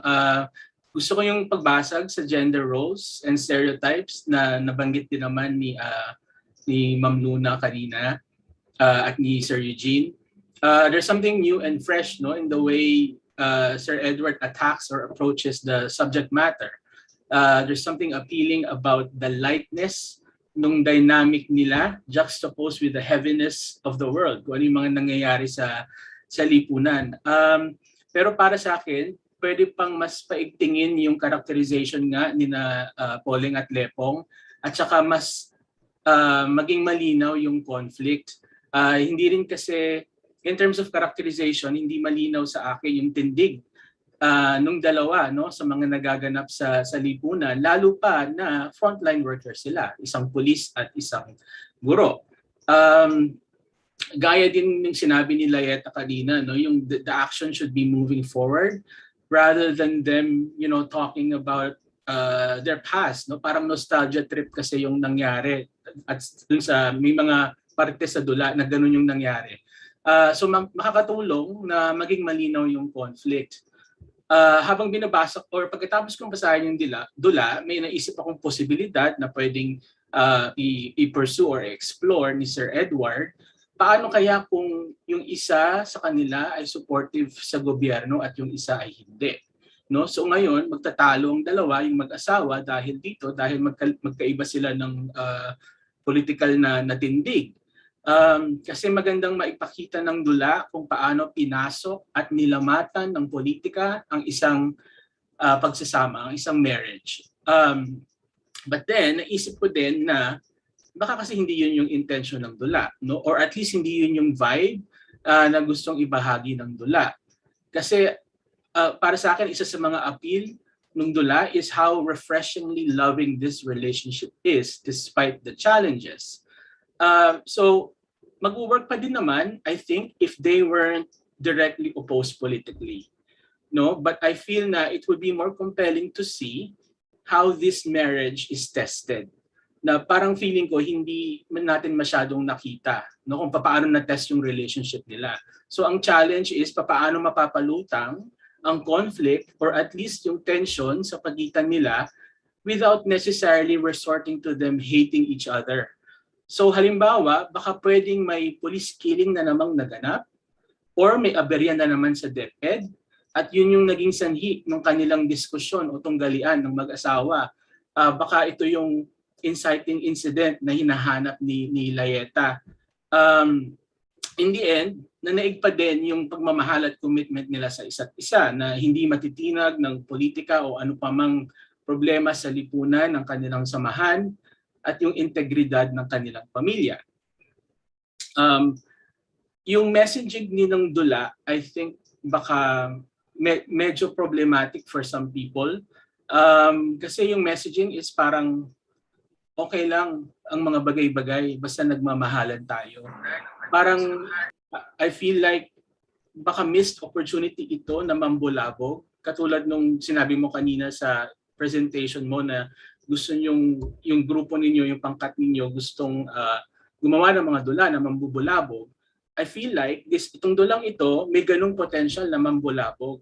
Pero dahil doon sa ending or doon sa naging takbo ng kwento, hindi na-optimize yung potential na mambulabog. Baka nga para sa iba, ang maging dating ay toxic positivity. Kasi frontliner sila, pero hindi nila napag-usapan kung anong gagawin nila sa mga nangyayari. Anong gagawin nila sa sitwasyon. So parang ang tanong is, ang vibe is, wala tayong magagawa, so magmahalan na lang tayo. No? So parang yun yung nakikita kong missed opportunity at I think yun din yung hinahanap ni Sir Butch na it could have a more empowering effect on the audience. So yun lang naman, no, yung mapaigting lang yung conflict at saka yung political stance nung Dula. I think malaking bagay ito para mas maging effective at mas maging impactful yung Dula. Yun lang, congratulations again, Sir Edward. Thank you, Adrian. Isang sample ng dula na similar tas may love, somehow like loyalist ni Oreus Solito o Kanakan Balintagos. Marcos loyalist naman saka medyo dilawan. Well, syempre puro Aquino. So baka something na pwede ring i-look up. Try po nating ma-address lahat ng comments. So extend tayo ng bahagya. Nasa pila po ay si Joey Bakira. Good morning. Baka medyo reductive yung aking reading because wala nang time. At the same time, baka i-apply ko yung general tawag dito, theory ng mga dramatists on how to unravel the ending. I like that a marquee background na sinasabi ni Miss Moll. Sa theory kasi ng drama, may tatlo lang ending. Although ginamit na ending dito is tabla, no? Parang it's a draw. Wala talagang nanalo, walang natalo. It's a truce. Pero at the same time then sa dramatic theory, there's the antagonist and the protagonist. Sino ba dito sa dalawa ang mas bida, no? Kasi sa takbo mayroon tinatawag ding yung group characters, na dito dalawa lang naman sila, it would be easy to choose the protagonist, and the premise is kinda reductive too, considering na napaka tense nung ating situation. Dalawang state agent sila, the teacher and police, talking about yung situation nila na mahirap and all that. Cute yung mga dialogues and all that. Parang yung mini conflict, mini aggression, it's seen there. But walang dramatic core. No, yun yung hinahanap na murky. There must be, the murky thing would be the guilt of one of the agent. Hindi naman siguro yung teacher ang merong heavier crime or guilt na mangyayari dito. It would be the police. Ang isang drama na parang could be tawag dito, a peg would be the play of All My Sons. Sino ba to? The playwright. Anyway, doon sa play na yon, All My Sons, ang merong guilt dito ay the father who is a producer of aircraft products, parang high-end jet propellers, mga ganyan. Ang guilt ng father doon was gumagawa siya ng low-end products na sa halip na tulungan yung mga American soldiers na mag-succeed sa war, bumabagsak pa yung mga eroplano and all that. At yun yung guilt na analogically dito sa play na to, it's the police who would be given that guilt. Maaari sigurong sumama siya sa EJK and the teacher couldn't take it. Pero yun yung underlying conflict nila, yung kanilang emotional, ang tawag dyan, entanglement from the beginning to the end. And then mapipilitan, I don't know, mapipilitang sabihin nung na ganyan, sumama siya dyan, all for money and all that. Na hindi matitake ng teacher kasi yung teacher mayroon ding guilt, di ba, pag politicians and all. So yun yung hinahanap nating murky somehow. The burden is on the police kasi sumama siya doon sa yung agency niya sa police ay parang ganun lang yung naiisip ko kasi parang bitin di ba, yung nag-truce yung dalawa, parang walang nangyari, di ba, okay lang yan. So yun lang aking komento. Thank you, Sir Joey. Tumatango ako pero ginugol ko yung reductive. Tending to present a subject or problem in a simplified form. So, ayan po, naunawa. Salamat po dun sa term na ito. Si Arthur Miller daw po yung mandula na nabanggit kanina. Si Roland po. Sir Roland. Si Roland Tolentino po ay narito. Ayan. Ang gusto ko na lang idagdag, siguro kailangan mas maayos yung emplotment, Edward. Kasi parang hindi nagbi-build up at very arbitrary na naman yung sequences in which mag-unfold yung story.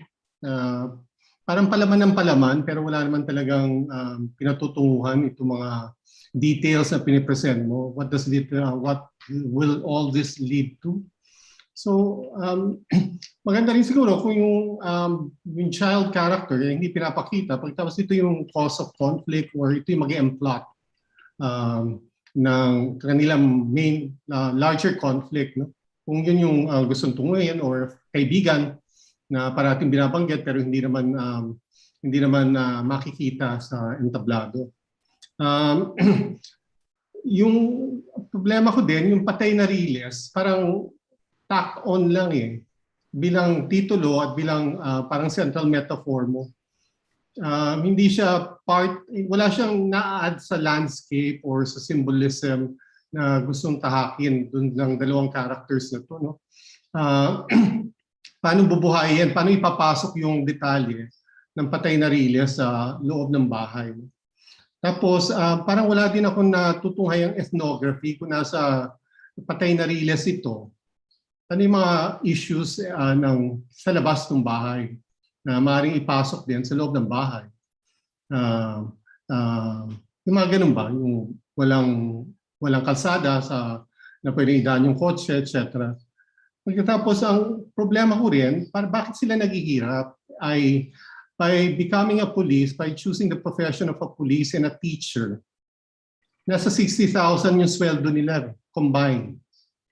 So bakit sila naghihirap?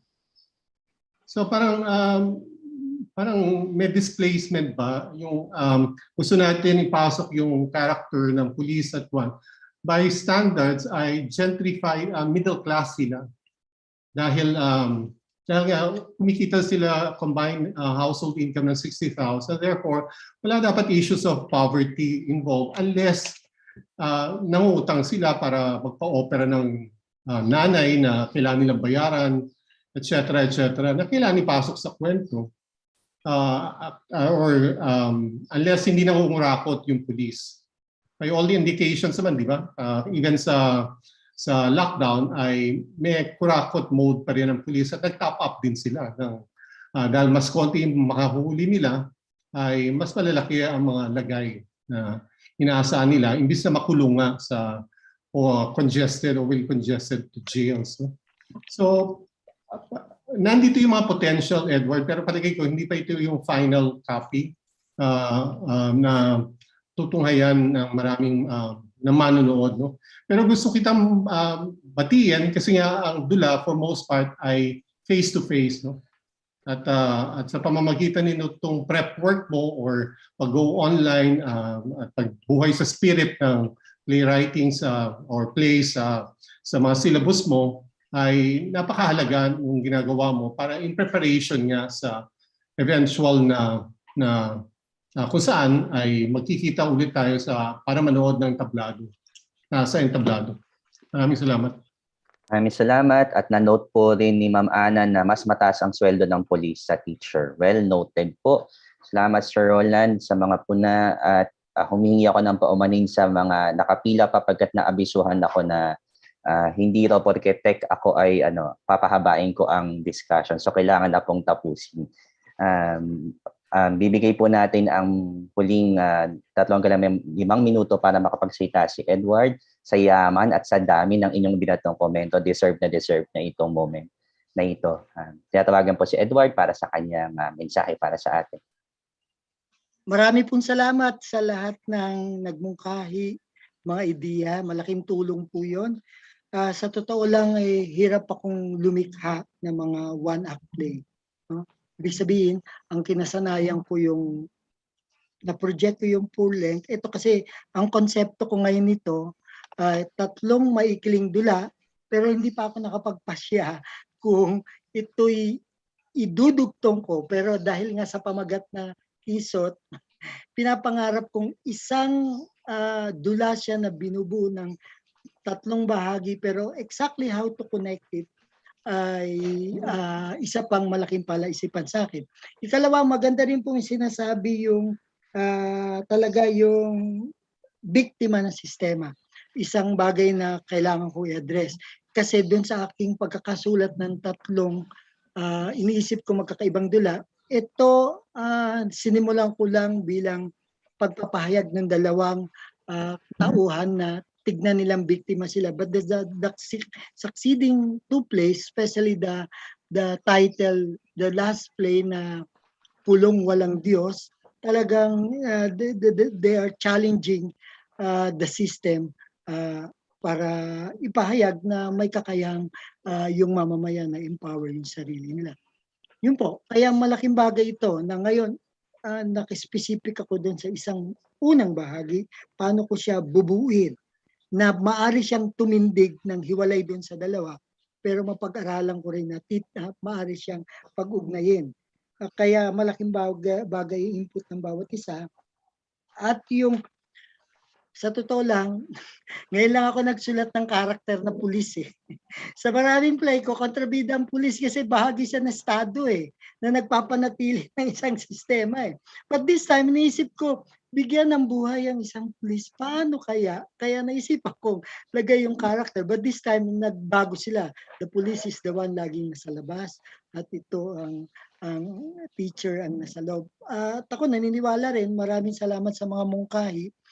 Marami pang pwedeng kinisin sa dulang ito at sa pagkinis nito malaking bagay itong unang dula para mas masinsin ko rin yung patutunguhan ng 2 at 3. Dalang bala ko nga dito yung 2 dula at saka 3 kasi ang bala ko isang buong dula siya na pinalabas na hindi po tilad-tilad. So marami pong salamat sa inyong mungkahi at isasaalang-alang ko po ito doon sa pagre-revisa ng unang bahagi at sa muling pagsulat ng 2 at 3. Of course, syempre, mas medyo madali yung 2, lalo na 3 kasi maraming mag-aaral ng UPLB ang nakaranas ng ganong posisyon doon sa Pulong Walang Diyos. Yun lamang po, maraming salamat. Siguro sa pagtatapos, gusto ko kasi yung as much as possible, yung mga dula ko ay may kinalamang sa lipunan, lalo na sa kisot na idinudulot ng mamayaning kapangyarihan. Kaya gusto ko lang tapusin itong aking bahagi sa pagbigkas ng dalawang tauhan na ngayon ko lamang naisip mula sa mga talinghagang bukang bibig na naririnig ko. May dalawang tauhan, pinag-uusapan nila ang kisot ng namamayaning kapangyarihan. Ang sabi ng isang lalaki habang binubuhos niya ang tubig sa tapayan, may lalagyan ng tubig, ang sabi niya, "Lolo, suntok sa buwan yan, ano ka ba? Labis sa 7, kulang sa 8. Walang bagwis para mahibsan ang kisot." Sumagot ang lolo, "Tingnan mo yung hawak mo. Apo, ang tapayan ay may pagkapuno." Again, maraming salamat po. Ako lamang po to, your friend. Thank you po sa inyong mga suggestions. It's a great help.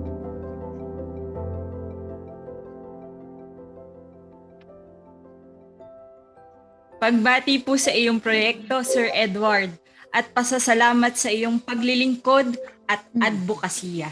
Sana'y makapagpatuloy tayong lahat sa pagganap ng ating iba't ibang papel na nakaugnay din sa ating mga panulat. Ang mga landas na tinatahak ng ating buhay manunulat ay paghahanap ng sarili o pagbabalik ng iba sa iba't ibang klase ng mga mapa. Ngayon po ay pakinggan natin ang proseso ng paglalakbay at paglulugar ni Maryanne Moll gamit ang pagsusulat ng nobela. Upang ipakilala ang proyektong The Maps of Camarines, sasamahan tayo ng ating workshop panelist na si Charlson Ong.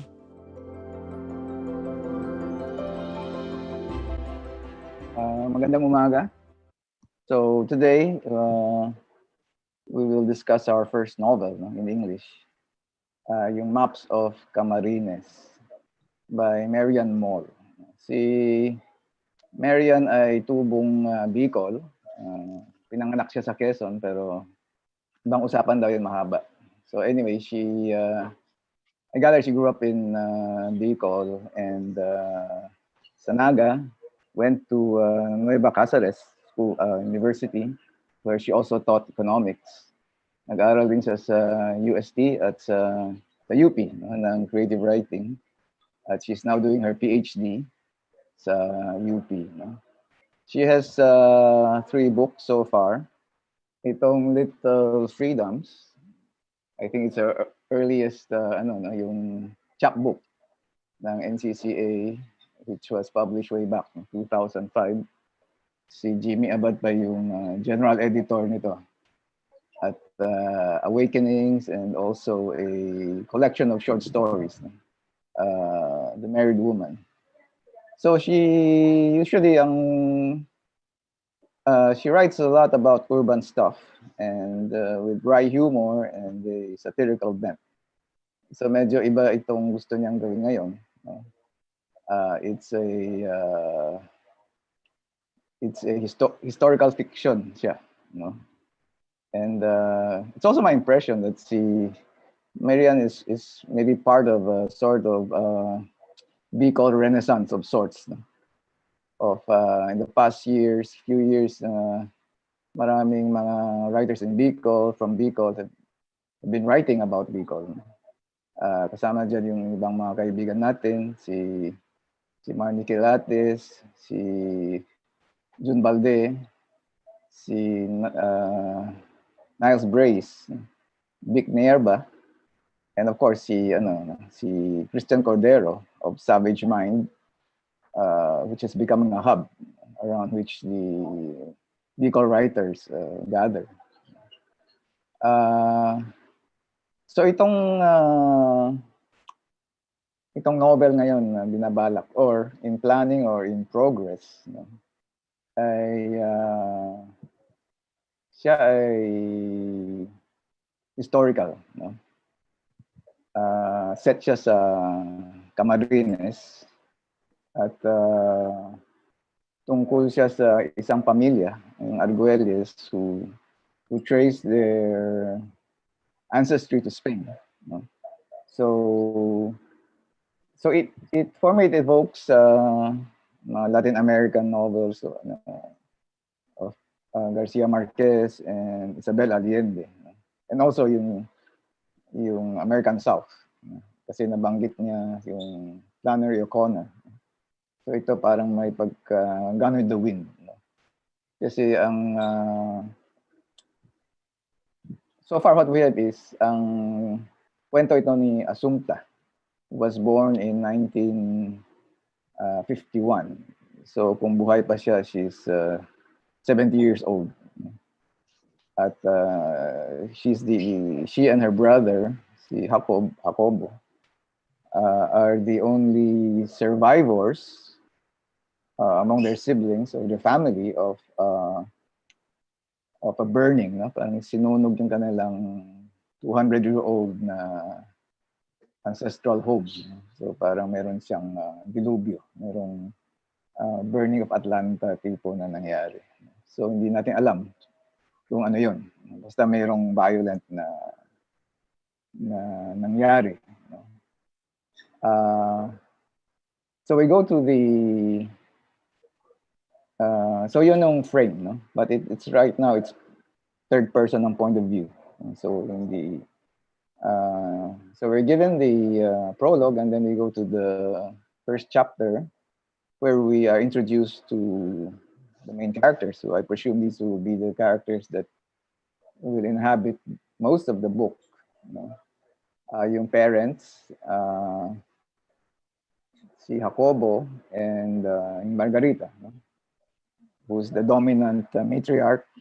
The father seems taciturn, parang dominated siya, no? Mother, the women of the family. So, nung first chapter, si Assumpta ay 7-year-old pa lang. And we meet the other siblings. Si Esperanza ay 18-year-old. Siya yung bobblehead. No? At socialite, no? Debutant, yung Scarlett O'Hara nila. And then we have Jacobo, no? the only brother, who's like the father. Medyo reader siya at hindi rin agresibo. And then si Guadalupe, who it seems will be the worldly wise among them. And then si Ines, yung tomboy, and then Paz, no? So itong si Assumpta, I assume is the sort of alter ego, no? Nung author, kasi siya yung pinili na buong kwento niya. And so far it's third person. I don't know kung magkakaroon siya ng iba-ibang points of view. At itong si iba-ibang iba-iba yung kanilang personality. Itong si Assumpta, as a child, as a 7-year-old, she has this fanciful idea about maps, no? And that's where the title comes from. She thinks that yung mga mapa, when they disappear, the people they represent also disappear, no? So yun ang parang allegory, no? nung title, mga dream worlds, no? So to speak. Now, so I'm not sure yet how that will work in the book. One of the novels that uses a map, no? Itong The Known World, no? By Edward Jones, is a African American author who was in the country some years back, no? And we met.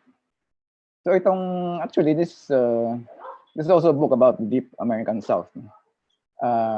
And it's about a black slave, freed slave, who actually becomes slave owner himself, no?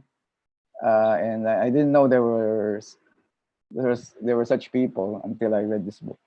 So one of the things that fiction does is also to use this lesser known facts, history. So itong known world is, so he he's actually, he buys his freedom from his mentor and his master, who tells him, the first thing you do once you're free is buy a plantation, buy your own slaves. It's nothing to do with race or morality. It's just property. So it's very capitalistic. So when he buys that property, merong mapa doon, but it's like a bas relief, a wood na nakaukit dun sa pader. So that's like the running allegory of, it's called the known world. So the known world doesn't change, whatever happens, yun ang mundo. And until I think the house burns down. So may permanence. Dito naman ang mga mapa ni Maryanne ay fragile. They disappear. Naglalaho sila parang bula. So hindi ko pa alam kung paano niya gagamitin yung ID na yun dun sa libro. Will they be chapters? Are these maps chapters? Are these real maps? Have you identified maps that you want to use for your novel, for your book? And if not, then kikita ko yung one. If you will have to invent them later, when you try to produce that book, you'll have to have an artist, draw them. So ano itong mga maps na to? And then are you into maps yourself? Are you? I think the book will demand a more than passing interest in maps, in cartography. I think it will demand for that kasi pag yun ang title, yun ang una ring hahanapin ko. Ano yung mga maps na yan? Bakit maps? So what role will they actually play in your narrative? So that day of annihilation will probably be the central event around which the drama of the book will revolve. But right now, we still don't know. So, yun ang gusto kong tanong. Yung mga tanong ko na, ano ba ang plano? At ano ba yung paggamit ng mga maps dun sa libro? So, yun lang muna. Now, we'll hear from Maryanne what her project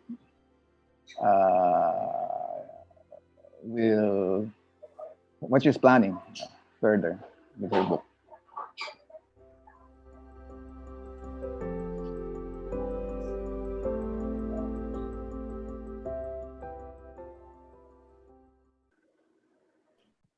Thank you so much, Sir Charleston, for the introduction. I really appreciate it. I have noted everything down.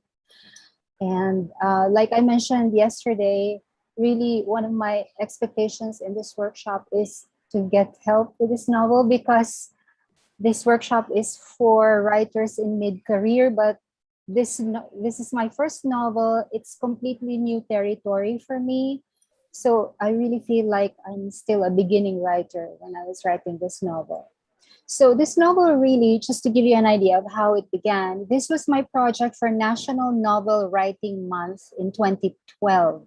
The requirement of the NaNoWriMo Challenge was to write 50,000 words in 30 days.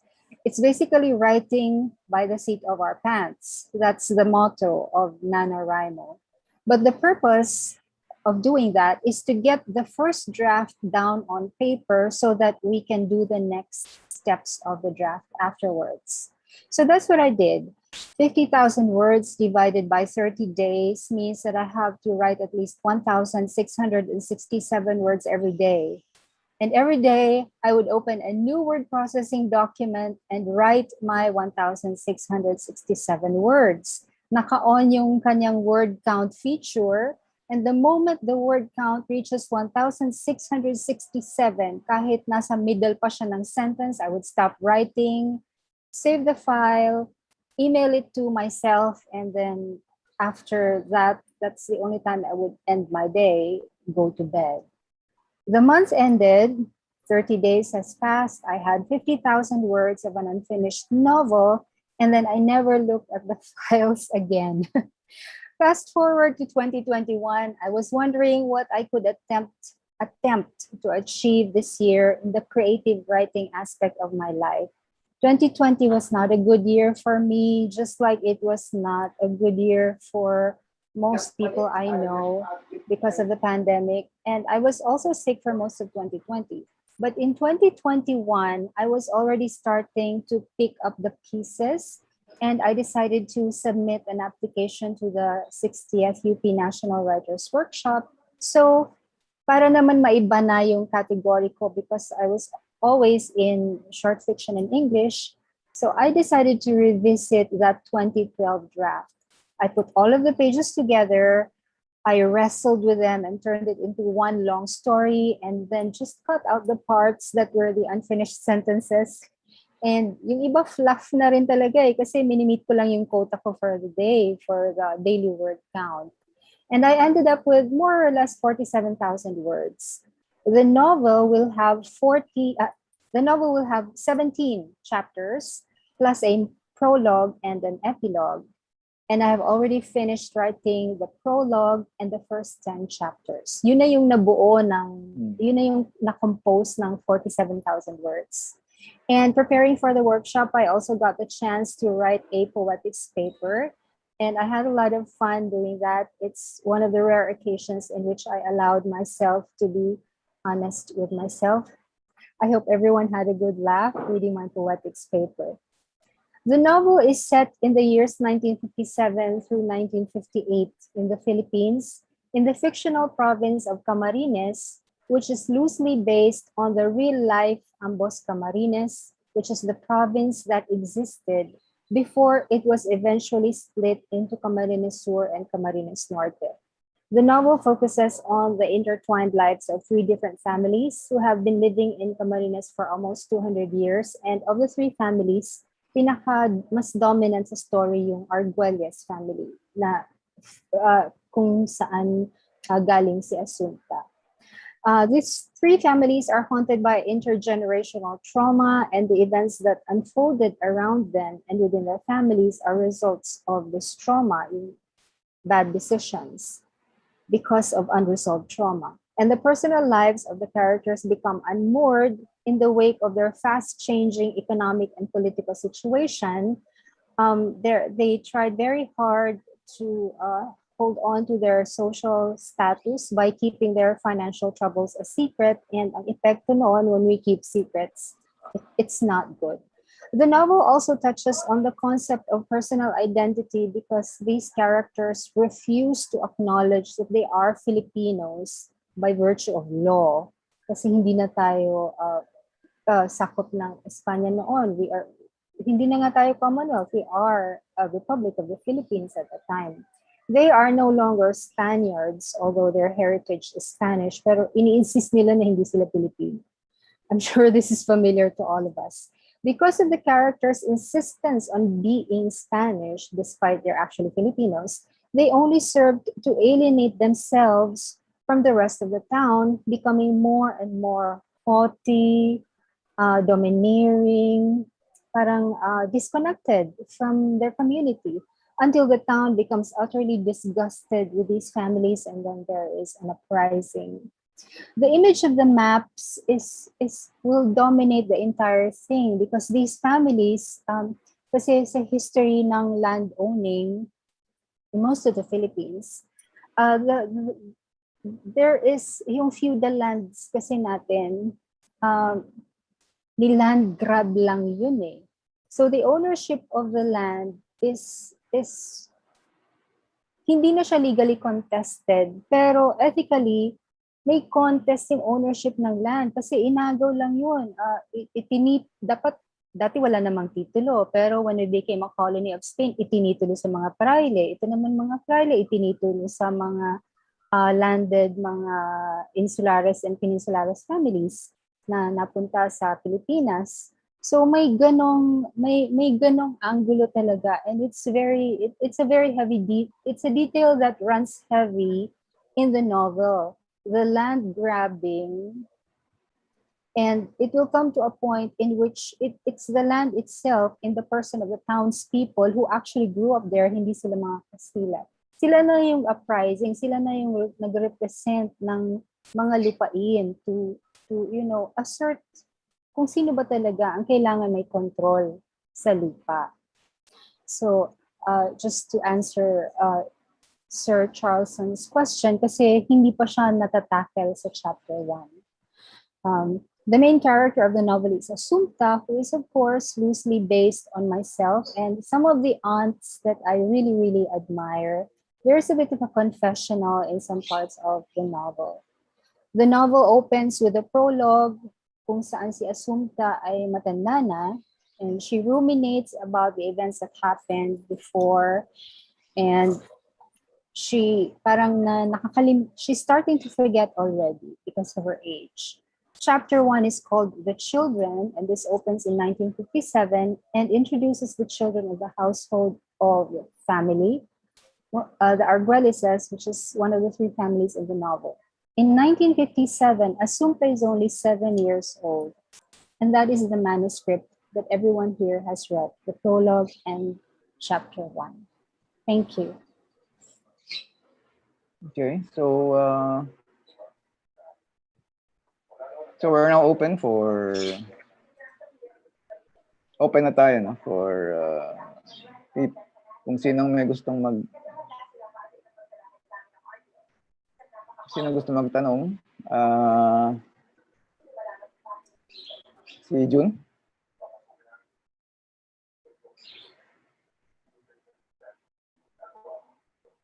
Any comments? Si Dix. Hello, Maryanne. First of all, congratulations. Thank you, sir. Thank you, Sir Charleston, for acknowledging. Ayun, I just wanted to say I really enjoyed the story, the prologue and the chapter. Parang ang nabitin ako. I wanted to actually read more. So that's I think it's a good sign that interested to actually go through the novel then. And I love your language, your writing. I particularly am drawn to your long sentences. I love long sentences. So, ganda nung lingwahe and even the way that the omniscient point of view, where you just move from one sibling to another sibling. Sobrang nagustuhan ko yun kasi it's seamless. I hardly felt like any discomfort in parang bakit tungkol na kay Esperanza to, or bakit biglang tungkol na to kay Jacobo the second, ganyan. May mga minor things na parang may naging Jacobo Jr. doon, pero I guess typo yun, no? So parang usually the second talaga yan. After I read the first chapter though, ang napaisip talaga ako ay, because there's 5 children, kung ano nangyari kay Paz, kasi si Paz parang barely mentioned lang, kasi nga parang 9 years old siya, she's like a little older than Assumpta. So after that, I had to go back to the first part where Paz first came out. Kasi parang siya lang yung walang actual story within that chapter of the children. So yun lang, yung very minor comment, but I hardly have any problems with this. Of course, it's hard to see yet where it's gonna go, and plot-wise, although you've mentioned you have 10 chapters already. So siguro, Maryanne, maybe later if you have time to parang talk a bit about yun nga, no, it will be from Assumpta's point of view eventually from the prologue, but what exactly is happening, like what is, ano yung parang nakikita mo na, kasi if you have 10 chapters already, you're almost, 17 ka aabot, you're halfway or more than halfway. So I wonder, what is the story, parang ganun. If I missed it, sorry, ako nabanggit mo siya kanina, but like, where is it actually going? So very happy with this. I'm so excited to read it, and I'm gonna stop now so others can speak. Thank you, Maryanne, and congratulations. Eric and Arlo. Si Eric muna. Si Eric.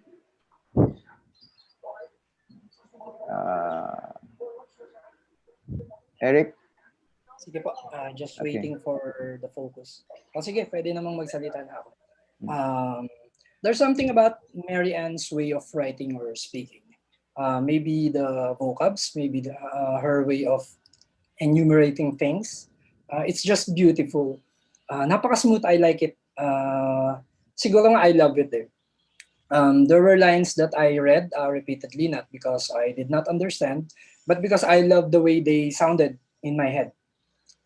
She used words a simple reader like me could easily understand, and from time to time inserted words, new and more complicated ones, at least for me, a simple reader like me can learn. Nung binabasa ko yung piyesa, pakiramdam ko, nagbabasa ako ng isang klasikong banyagang nobela na parang published ng Penguin Books. Pero Pilipino ang content. Lalong nakaka-excite at nakatutuwa. Isa muling patunay, katulad naman ng marami na, tulad din ng kay Cupcake na Wing of the Locust, na hindi po kay English ay hindi na Pilipino yung laman. Gusto ko yung intrigue mula sa prelude pa lang, no, na mula sa normal na banayad na mundo, ay bigla akong may nakita sa dulo na may mga creatures na nananahan sa matandang bahay ng Arguelles. Patungo sa iba-iba pa na unique at ugali ng magkakapatid. Paano kaya sila, naisip ko, paano kaya sila mag-i-interact, maghahalo-halo sa kwento. Maybe the only thing that I did not like is hanggang chapter 1 lang yung nabasa ko. Nabitin ako. Gusto ko siyang basahin, gusto ko siyang ituloy-tuloy. Maaaring hindi ako nag-a-agree sa mga punto ni Maryanne sa buhay at kaligayahan base sa kanyang poetika. Pero hindi makakapigil sa akin yun na patuloy na mahalin yung kanyang akda at maging siya bilang manunulat. Ang ganda-ganda, napakaganda nito. Sana mabasa ko pa yung mga kasunod. Salamat po, yun lang po. Okay, si Arlo, and then si June, and si Butch. Si Arlo, nasaan ka ba? Maraming salamat, Sir Charleston. Unang-una sa lahat, pagbati kay Maryanne para dito sa nobelang ito, soon to be completed novel na ito. Gusto ko yung tungtungan yung binanggit kanina ni Sir Charleston hinggil dun sa seemingly Latin American feel nung nobela. Kasi alam naman natin na tila na master na ng mga Latin American writers, particularly women writers, yung family saga, family saga vis-a-vis national allegory, na type ng writing. So nabanggit kanina si Isabel Allende, nandiyan rin sila Julia Alvarez, Gioconda Belli, at marami pang ibang mga manunulat. So sa akin siguro dahil alam ko namang alam ni Maryanne yung material niya. Ang gusto kong itanong ay ano ba yung direksyon na tatahakin ng nobelang ito kung ganun nga yung parang sinasalukan niyang tradisyon, ang mangyayari ba dito ay parang pag-alala ng fall from grace ng isang pamilya sang-ayon sa pagbagsak rin ng isang partikular na bayan o lugar sa Camarines, or isa ba itong naratibo ng pagpapakita ng upheaval, parang upheaval sa isang maliit na komunidad na seemingly parallel do sa upheaval sa halimbawa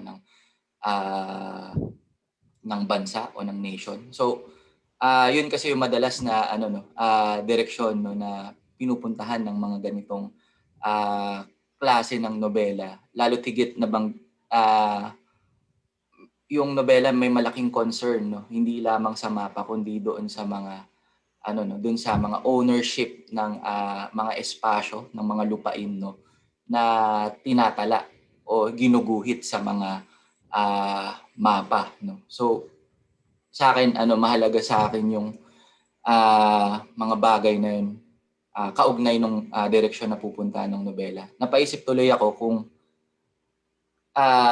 as much as maganda yung yung prologue sa first chapter, iniisip ko tuloy baka dapat ang prologue nito, unang bahagi ng nobela, isang maikling chapter tungkol na parang abstraction tungkol sa mapa or cartography. Naalala ko yung Bumi Manusya o yung This Earth of Mankind ni Pramudia Anantatur, yung unang kabanata nun ay tungkol sa abstraction, tungkol sa progress. Diba? Tapos pagkatapos nun yun na, yung parang history na ng ano, no, parang history na ng Indonesia, development ng Indonesia sa punto de vista ng isang upper middle class, no, or upper middle class native, no. So sa akin ano, no, inisip ko kung talagang ano, may malaking bahagi yung mapa dito sa ano, nobelang ito. Nasaan siya bukod sa pagiging interes ng pangunahin nating tauhan na si Asunta. Yun lang po. Maraming salamat at muli pagbati kay Maryanne. Si June. Sige. Hi, Maryanne. Dahil historical novel ito, ang comments ko ay mostly sa research. Ang title mo, Maps hindi siya map. So, ang laki ng sasakupin niyan, Camarines. In fact, yung chapter 1 mo, nataranta agad ako. Kasi parang ibinuhos na ganon. Sinusundan ko si Asunta and before I knew it, ang sambuong angka na yung dinidiscuss na hindi ko naman makita yung dramatic present ni Asunta o kahit na ni Margarita kung asan. So tingin ko mabi-breakdown yung chapter 1 mo into so many chapters. Pupunta ako doon sa historical side. Yung Camarines, ang talagang meaning niyan bodega So maganda, symbolic agad. Ano yung nakatago riyan sa ilalim ng bahay, which is the Camarines. At ito ay Camarines, santambak na bodega. At kailan nag-uumpisa yung history nito? While dyan, nung araw. So nagawa ko ng mga listahan dito. Yung mga unang mapa, si Velarde naman yun I'm sure ando doon na yung tingin niya sa kung ano man yung kung ibalon pa yan or what, kung ano yung tawag dyan. Yung 1980s, ayan, may bodega ka wala pa namang coconut noon diyan sa Camarines. Ang produce diyan ay 80s ay sugar. Pero ang problema ng Camarines, wala kayong kalsada. Yung kalsada nyo 1920s lang yun mag-uumpisa So yung sibilisasyon na binabanggit ng Kwan ay napakaliit, no, napaka-confined. Tapos yung nakikita ko yung setting mo, nilagay mo 1957 Pero actually ang talagang problema nito mag-umpisa 1920s. Ito yung panahon ni Gabaldon nung yung si Quezon gagawin Bureau of Lands. Tapos nung panahon ni Aguinaldo, na crucial din dito nung 1980s. Saan kumampi itong mga Arguelles na to? So yung lupa nila ay depende kung sino yung kakampihan nila. Yung mga katipunero, ang ginawa nila nung panahon na yan, kay Aguinaldo hindi yung kay Bonifacio, lahat ng friars land kinonfiscate. Tapos i-distribute ito doon sa kanilang mga generals. Kaya yung pag-aari ng lupa noong panahon na yan ay usapin ng whose loyalty. Na yung dito kasi yung actually I'm sorry parang nakikialam mo ko doon sa kahit fiction. Kasi yung pag gumawa ka ng historical fiction, merong mga historical references merong mga landmarks na kailangang gawin. Ang maganda riyan nung yung ginagawa yung trend nung panahon ni Quezon, yung corruption, paano makakarating yan hanggang sa inyo. Yung si Congressman Umali yun na nagbuko kay Quezon na yung that son of a bitch is our son of a bitch, sabi ng mga Amerikano kay Quezon, para makatuloy sa Camarines. So yung kontrata nung mga release na yan, yung kahoy, ang nagsusupply noon si Quezon. In fact, kaya yumaman si Quezon. Siyempre, pag sinulat yung biography ni Quezon, hindi sasali to. Yung data niya na kay Stewart, yung kamag-anak ng mga Umali. So, ang ibig kong sabihin, kahit ito fiction kasi yung Camarines ay totoo. Yung Arguelles ay totoo. Gusto ko makita ngayon yung dynamics nung panahon, yung the changing times. If I know, ang unang mga nakarating dyan, mga Chinese, sila yung mga trader eh. So, and from there, makikita ko kung paano nagtatransform yung identity, yung attitude, yung self-esteem ng mga Arguelles. At dahil napansin ko rin na yung mga tauhan dito, yung mga lalaki, lame duck, yung matatapang ay siyang yung mga babae. And therefore, gusto ko makita kung ano yung papel ng iba't ibang klaseng babae na yan. Sa maraming mayamang angkan na pagka nagkakaproblema, yung mga anak na mestisang babae ang nagliligtas sa kabuhayan. Ipinapaasawa nila yon doon sa kung sino mang power na gusto nilang makasabay para yung kanilang property o yung inheritance ay hindi ma-dilute. And doon siguro lalabas yung mga sekreto. Doon siguro lalabas yung maraming conflict. Siguro doon din ano yung maa-uncover sa sarili nilang Camarine. Bukod sa Camarine na setting o Camarine as hindi lang setting kundi yung source ng nobela itself, gusto kong makita yung sariling Camarine ng mga Arguelles. Kahit sinunog yan, ano yung mga nawala dyan, ano yung na-retrieve. And from there, saka pa lamang yung retrieval ng mapa. And tapos yung, may isa pa, Maryanne, gusto ko makakita ng mga tao sa labas ng bahay. Kasi ang nakikita ko lang dito yung interaction ng pamilya. I'm sure may enkargado yan. Ano kaya ang pinoproblema ng enkargado? Yung enkargado yung namamahala nung... Kasi ang nakita ko rito, si Jacobo yung nasa farm eh. Yung mayayaman, di naman nagpupunta sa farm yan eh. Ang kausap niyan yung mga enkargado. Sila yung mga trusted na nagsisiyaman din yan. I'm sure may mayordoma yan. I'm sure may mga yaya yan. Gusto ko rin makita kung ano kinakain nila para yung mga little things like those, mabubuo yung karakter nila. Kung anong klaseng elite sila, na yung sa pinoproblema mo rito, nagpapa-elite pero hindi na naman elite dahil naghirap. So bakit sila naghirap? Tapos, actually, malaki yan eh. Yung Bicol, punong-puno ng rebelde, mga pari pa eh, no? Palagay ko meron din kayo riyan.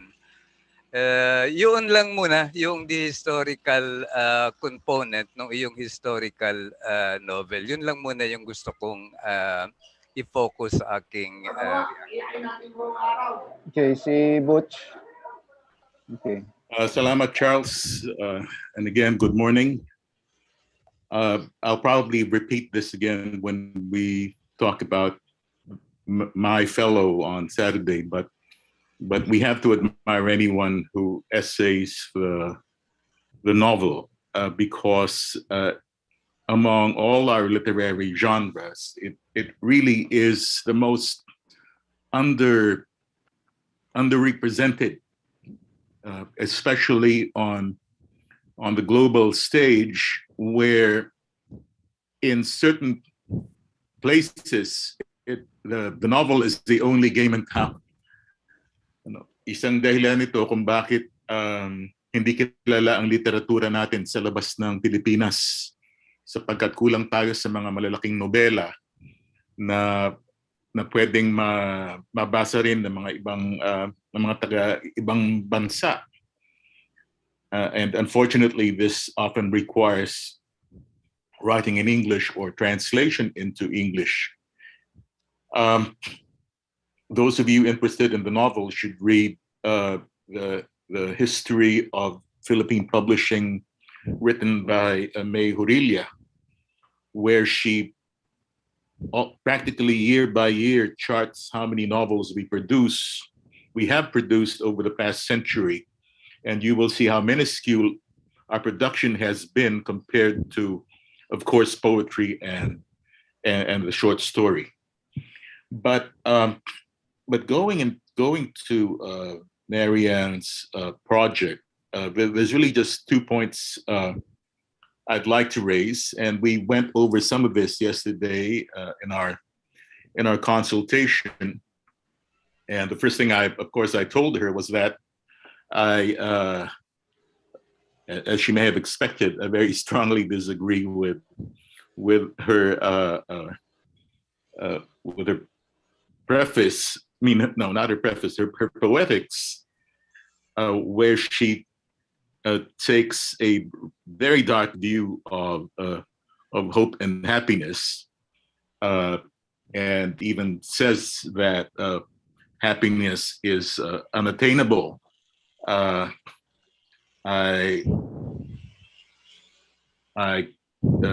disagree with that because it is in fact it can be very fragile and very difficult to attain, but it does happen miraculously, and that's perhaps the whole mystery of life, that despite all the difficulties we have to live through, some people will actually find it and will spend their lives in that state. This recalls a long conversation I had with the playwright and my dear friend Boy Noriega back when we were in our 20s. And we were aspiring playwrights, and Boy came up to me one day and said, Butch, ito sa lahat ng sinusulat natin, there's really only one thing that counts, right? I mean, it's happiness. People want to be happy, and that really struck me because because it's true. Our desires come out of that aspiration, however difficult again to attain. But that's again, as I was saying with Edward, that's the author's prerogative. I mean, her view of life and the way she wants to approach it in her work. The other aspect I wanted to bring up, going to her novel in progress, is a more technical one. First of all, by the way, for some reason, what immediately came to my mind when I was reading through her draft was Little Women. The March Sisters, and how their lives would play out, and I suppose that will inevitably be part of the design here. The thing is that if you have 6 children to start with, and you take an omniscient point of view, you have just committed yourself to a lot of trouble.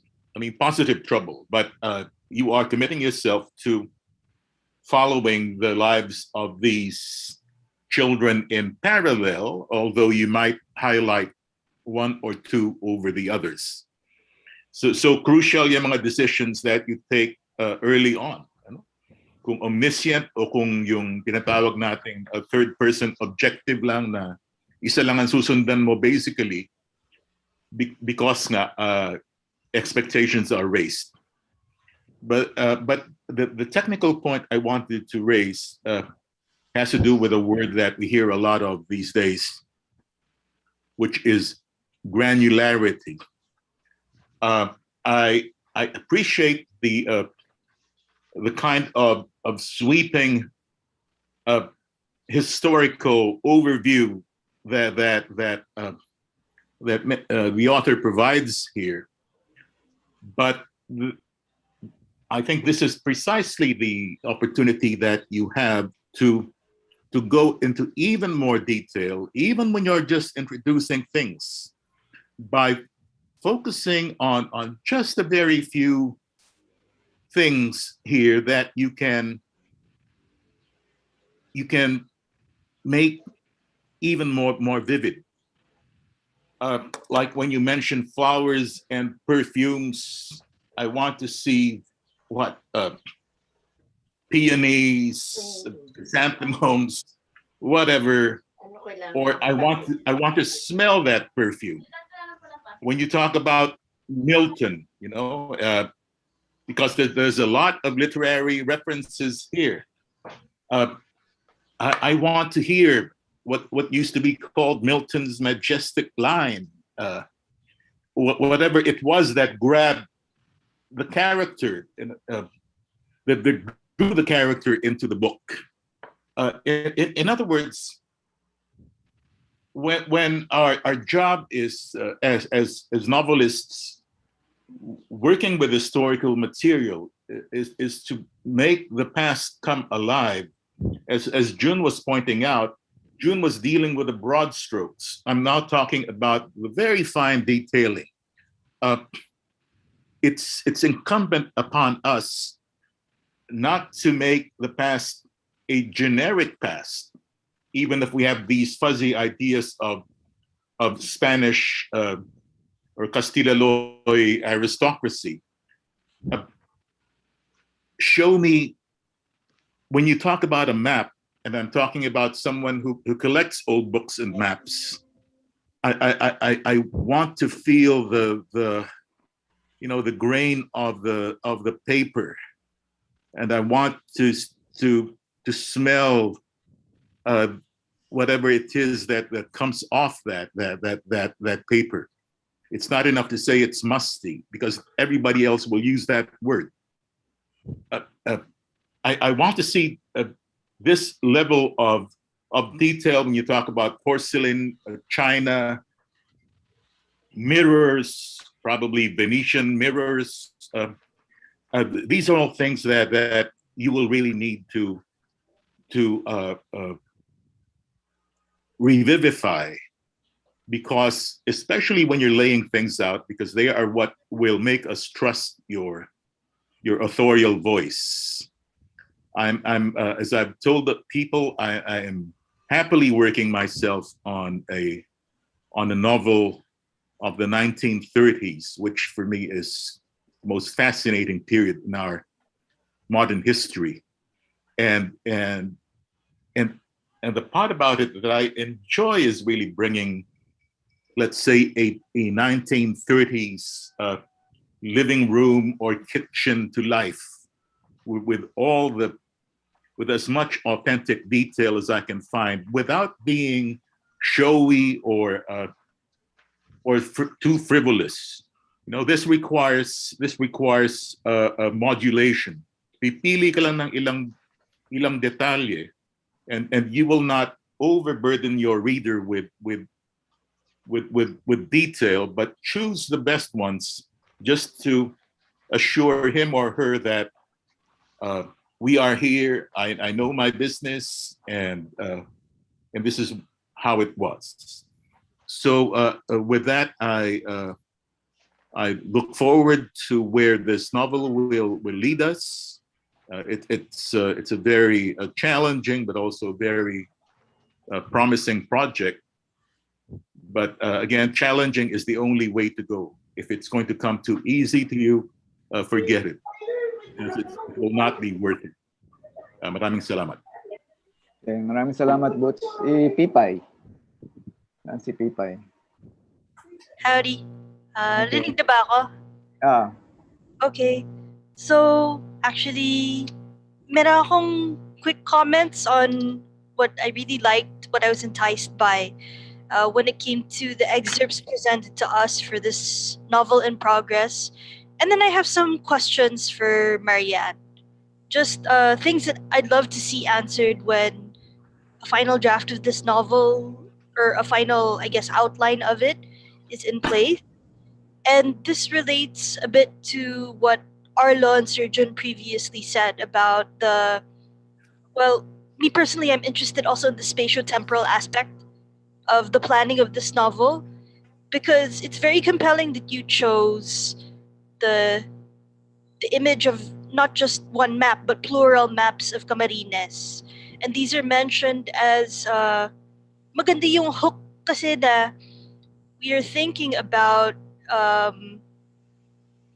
people who will disappear from the maps and what happens to what each map represents. I also like the part where the kids were discussing the ghosts and what we could learn from ghosts. So I feel like when I was reading the prose, those were the lines that I was bookmarking in my head because I thought those are probably going to be important recurring, I guess, thematic details throughout the work.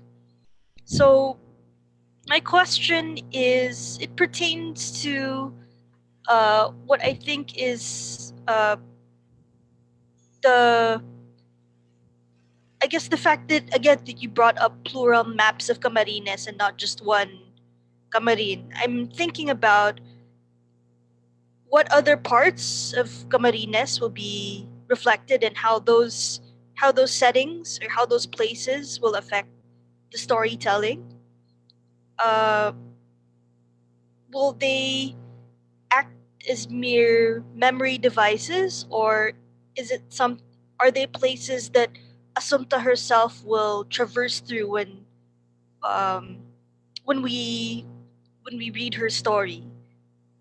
Is the story going to be about just the fall of a small community, or um, is it going to encompass the decay of something more than just what Assumpta knows? Yeah, that's pretty much it. I'm interested in, I guess, the role the maps and the place and the time will have in the storytelling in the near future. So Salamat, excited ako para Tipay. sa iyo, Maryanne. Salamat, Tipay. Si Roland. Yung title kasi, malaki yung expectation. So if it's about maps of Camarines, then kailangan may history din a bit. Where it was prior to all things prior to 1950, yung chosen date mo and how things have changed until the decade na pinili mo yan yung novel. No? Kung maps ito, it talks about cartographies. Then how will you locate the family in terms of that kind of history, and more specifically in terms of sites and spaces of Camarines tour or Camarines, no? Which means that the place and the sites need to be expounded a bit further. Kahit naman ang setting mo lang ay bahay, you should have mapped out the house. Where do you come in? Where do you go out? Sino ang pinakamalaki ang room? Ano yung... So for most part, I feel na the action is just being told. Yung character, yung past ng bawat members of the family, etc. Pero walang babad scenes eh.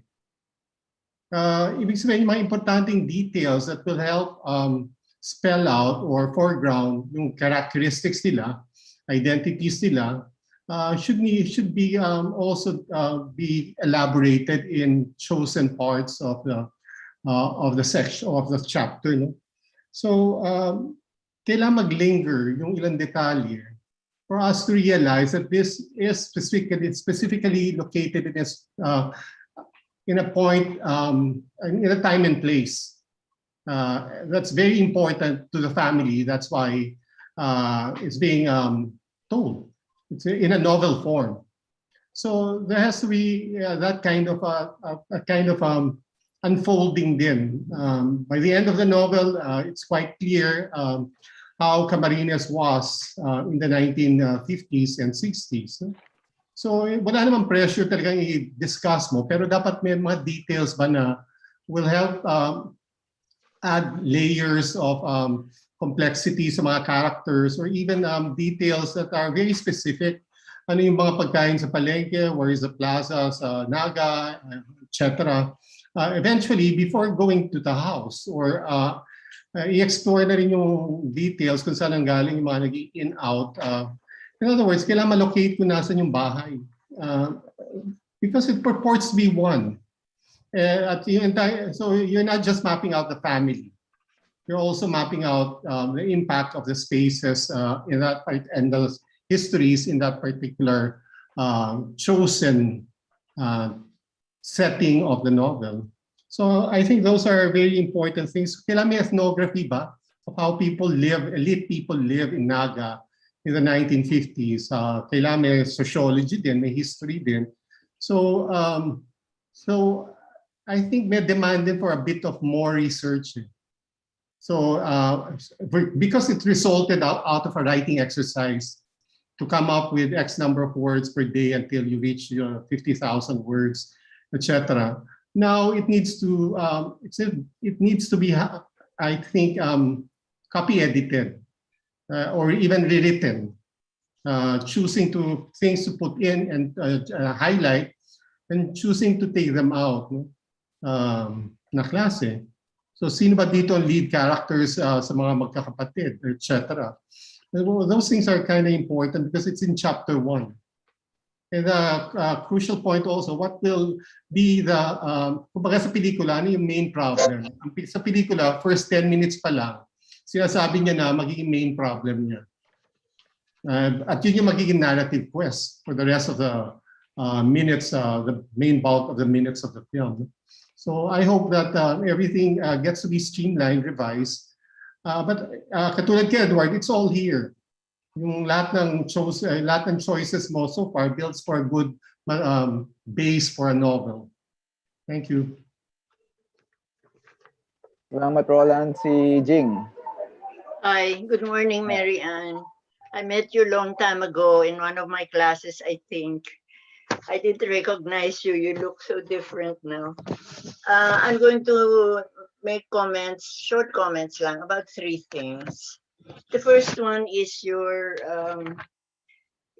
poetics, which emphasizes anger. You have a line where you say, one last thing I require, and this is the most crucial, is that I be angry.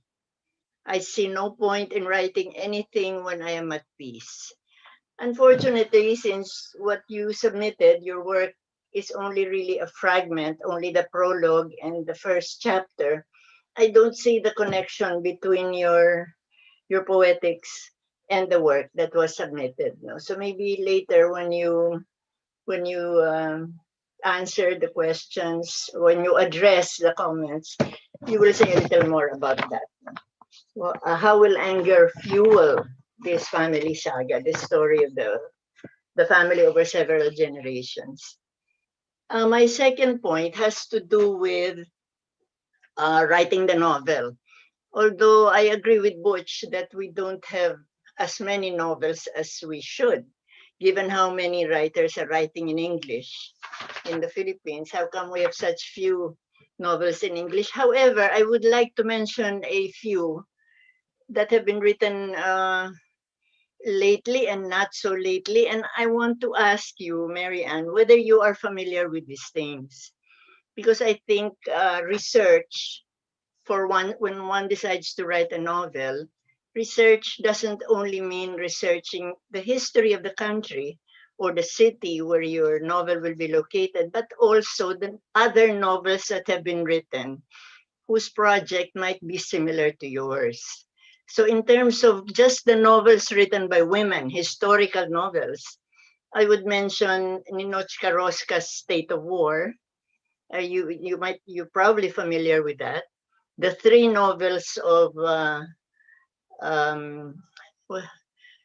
Gina Apostol, The Revolution According to Raimundo Mata, The Gun Dealer's Daughter, and Insurrecto, the most recent. These are all historical novels. Then you have, even more recently, Daryl Delgado's Remains, which is set in the Visayas.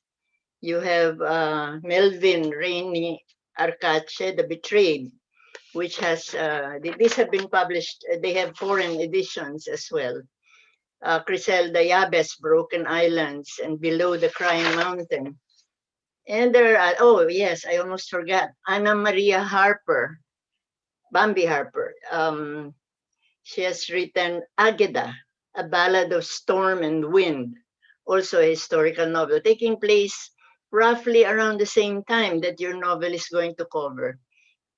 Miraflor, Norma, Available Light, Campilan, VJ, All My Lonely Islands. Even young adult novels that are historical also exist, like Sian Abad Hugo Salingkit, a 1986 diary, although that is covering a much more recent period than you're interested in, I think. My question is, if you are familiar with the tradition that now exists of historical writing, most of it, by the way, and of course I should mention the men, no? Charlson Ong, of course, Banyaga is one of the most comprehensive historical novels, although it's focused on the Chinoy community. No? There's also Miguel Sihuco, Ilustrado, Crepuson's The Great Philippine Jungle Energy Cafe, and many more. So my question really is, are you familiar with these novels, at least the ones written by women, which are covering several generations? And how do you situate yourself within that tradition? Are you doing something new? Will you be saying something different from what they've already said? Will you be using realist narrative or techniques, or will you be using marvelous realism and its many variations, in which case what you'll be doing is historiographic metafiction? So those are my questions regarding the project itself. I hesitate to comment on what we have actually, because it's such a fraction of what your project actually is. And the third point is the language. I don't quite, some of your, the comments have focused on your language and it has been praised, no? I take exception, no? I think it's a little overwrought. In fact, my suggestion would be that you prune a little and that you pay a little attention to grammar. There are some slips, particularly in the use of the subjunctive mood and in the tenses, because you're writing the present tense, but sometimes you slip into the past.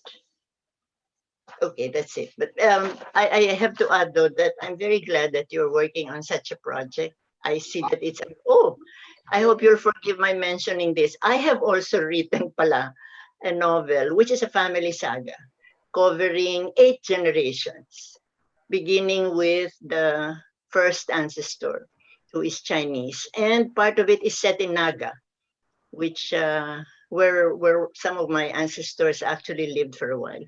The novel is called Recuerdo. So I have to add, after all of that, as I said, I'm very glad you're working on this project. I think it's ambitious and worthwhile, and I wish you the best of luck. Okay, salamat Jing. And we'll have Cupcake, tapos si Bim, and then we'll see sasagot na si Maryanne. Cupcake? Okay. So congratulations. I also experienced NaNoWriMo. It's backbreaking work. Talagang sawang-sawa ka na sa sarili mo, ganun. And I think I would like to echo the request to zoom out. Medyo malaki yung scale ng mga scenes. So, yung sabi nga ni Sir Butch na granularity. Tapos, I would binring up din ni Ma'am Jing yung Insurrecto. Kasi, I think the tone of Insurrecto that succeeds is the doubt. Merong pagdududa dun sa kasaysayan. Hindi nila tinatanggap yung kasaysayan as entirely, absolutely true, and part of the journey is discovery. So may hesitance tuloy ako sumakay dun sa kwento kasi napaka-certain. Actually, yun lang.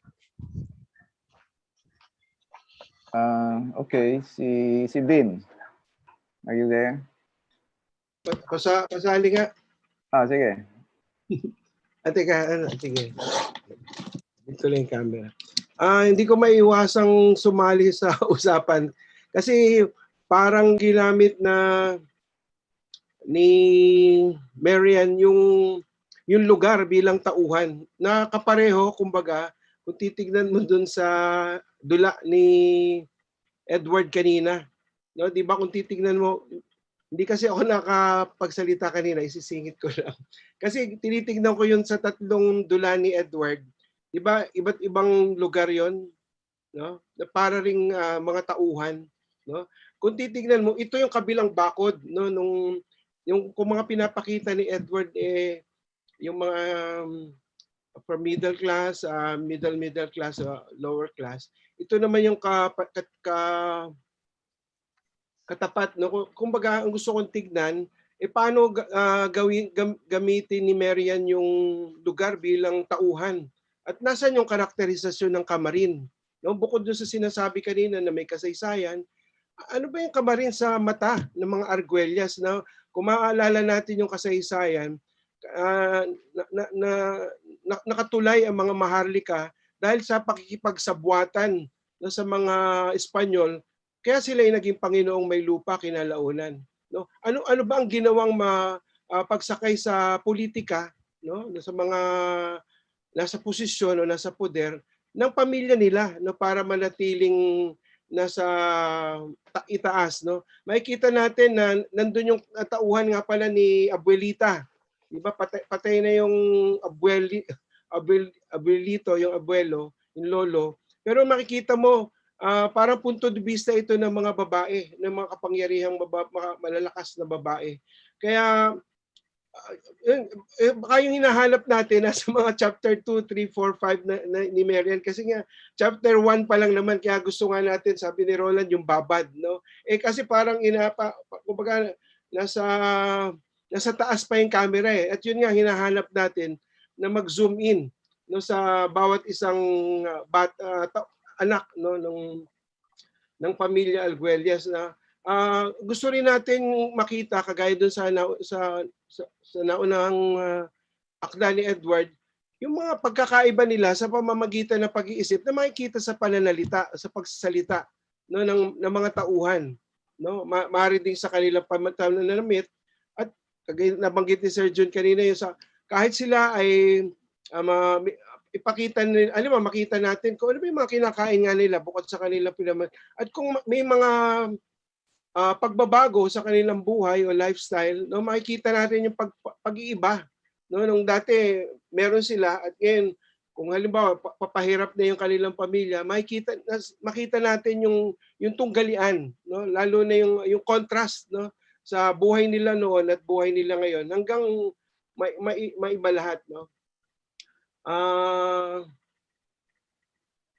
Okay. Iniisip ko, Charles, sino nga yung sumulat ng mga kwento rin tungkol sa asukarera ng Negros? Si Vince Groyon. Groyon. Sorry po, gusto ko idagdag sa lista nyo kanina. Yung ko lang naalala si Vince. No? Salamat po. Yun lang siguro kasi baka wala ng oras. Okay, maraming salamat, Bim. I think marami tayong na nasabi, no? Basically, the devil is in the research, so we need ethnography, research, kaya mahirap at matagal na panahon ng pagsusulat ng nobela dahil sa yung demands of the form and the research that it needs. So now let's... Pwede ka magbigay ng tips, Charlson. Hindi na. Pakinggan na lang natin si Maryanne. She might want to answer some of your questions. Saka maybe tell us just a little bit more, no? Since 50,000 words na pala yung nasulat mo. No? Baka may spoiler alert. Pero siguro, just a bit more about the book. Kung bakit nasunog yung bahay, maybe whatever. Sige. Thank you so much, Sir Charleston. Thank you so much, everyone. All that you have told me has been written down. Everything will be seriously considered. Nandito na talaga ito sa notes ko. I will look at your suggestions and see how they can work. Pero lahat i-consider ko talaga. Napaka-specific nung time frame, 1957 to 1958. Kasi while I was wrestling with the story, trying to situate it in time, iniisip ko, kasi gusto ko talaga to play around with the concept of maps na yung map is a representation of the real thing. It's kumbaga a signifier. Kaya siya plural kasi sa land grabbing, sa pagpapalit ng ownership ng land, parang and noong panahon kasi hindi pa naman computerized yung mga mapa. Somebody has to physically draw it, and in the redrawing may nami-miss out, aksidente, meron namang kinukonsyaba na huwag mo nang isali yan kasi ano na lang natin dito sa isang property na ito. So the maps keep changing. Si Assumpta naman, ang imagination niya doon sa map, pag nakikita niya, because she's just 7 years old, ang inisip niya, kaya siguro nire-redraw ang map kasi nawawala naman talaga yung lupa. Baliktad yung pagkaintindi niya. So may anggulong ganon. I think na-mention ko siya in the first chapter. Pero in-explore ko pa siya in the next chapters. And kaya ako napili yung 1957 to 1958. Although hindi pa ako sure kung mag-end talaga siya in 1958 kasi masyadong short a time for a family or 3 families to fall na 1 year. In 1 year, makakahanap pa sila ng solusyon yan. Kahit band-aid solution, it will still help them in 1 year. Siguro mga 5 years, complete na yung fall nila. Pero gusto ko talaga yung 1957 kasi yun yung umpisa ng nagla-land reform na. So yung mga feudal lands, kailangan, nagsistart pa lang yung talk noon. Hindi ko pa na-research talaga because I didn't have much time. Hindi ko pa na-research talaga yung timeline ng mga nangyaring movements, legal movements, political movements that led to the final enactment of the comprehensive land reform. Kasi yun yung catalyst ng pag-apprise ng town. Kasi yung feudal landlords, yung 3 families, ayaw nilang ibigay sa tenants yung parang bang may yung nangyari sa Central Luzon na the hooks, kaya nagkaroon ng hook kasi kailangan ng movement para labanan yung mga feudal landlords that keep on holding to their land kahit na meron ng batas na nagsasabing they cannot hold on to their land anymore. Wala namang hook sa Bicol. But to my advantage kasi, buhay pa yung mga tao. I can still talk to them. I can do the research. Some of them still have their private records. Yung mga Garchuterena, nandyan pa rin. And actually, it was their house that burned down. Pero hindi dahil, it's not because of the uprising. Talaga nasunog lang yung bahay. But it's just one of their houses. Their records are kept in a different house. Lami-lami nilang bahay. So, I'm lucky because the people are still alive. And we have some people here na talagang mahilig magtago ng records. So, mariresearch ko pa yung sinasabi yung mga detalye na sinabi ni Sir Ju na ano ba talaga yung what did Camarines look like in the 1920s? Wala pang mga roads noon. Wala naman palang coconut. Ano pa siya? Sugar. And then, yung mga landmarks of history na kailangan i-mention.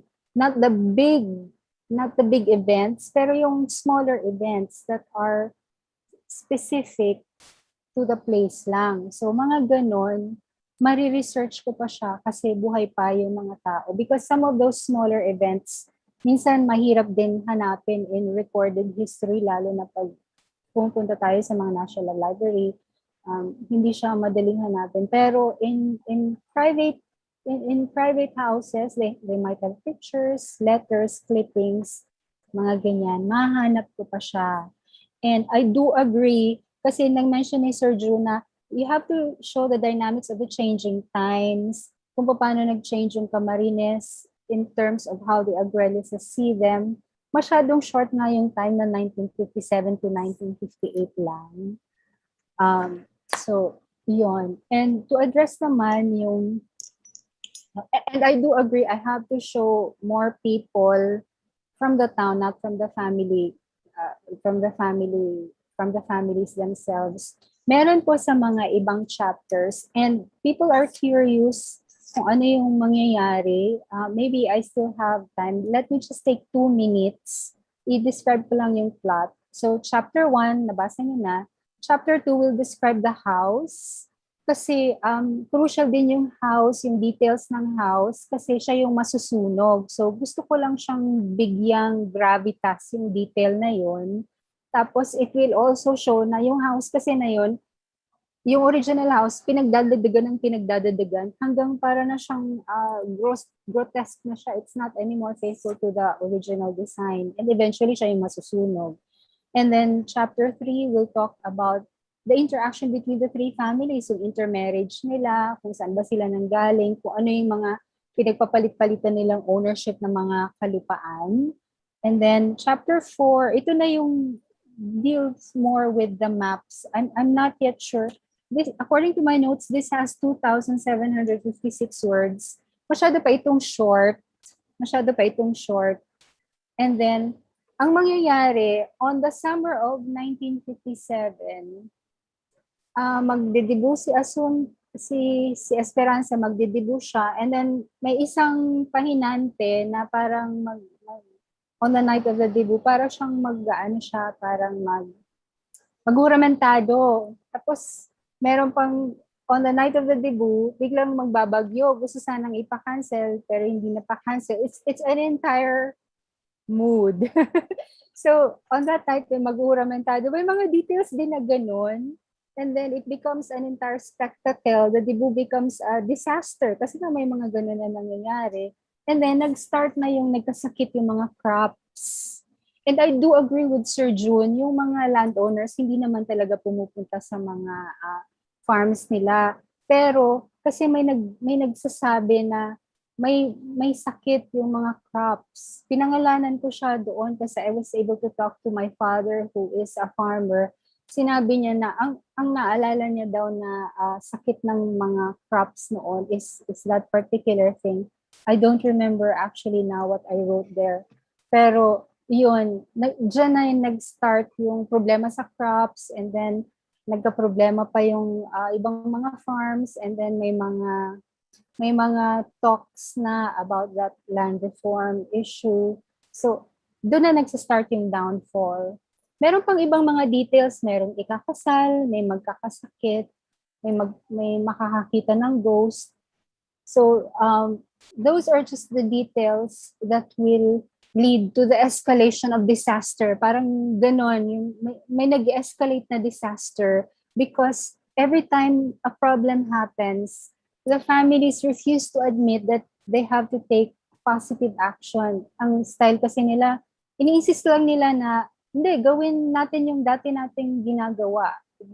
Pag may resistance sa ginagawa nila, parang the family's response is, hindi, let's just continue doing what we used to do. So, the disaster keeps on escalating until nagkaroon na ng uprising in the town.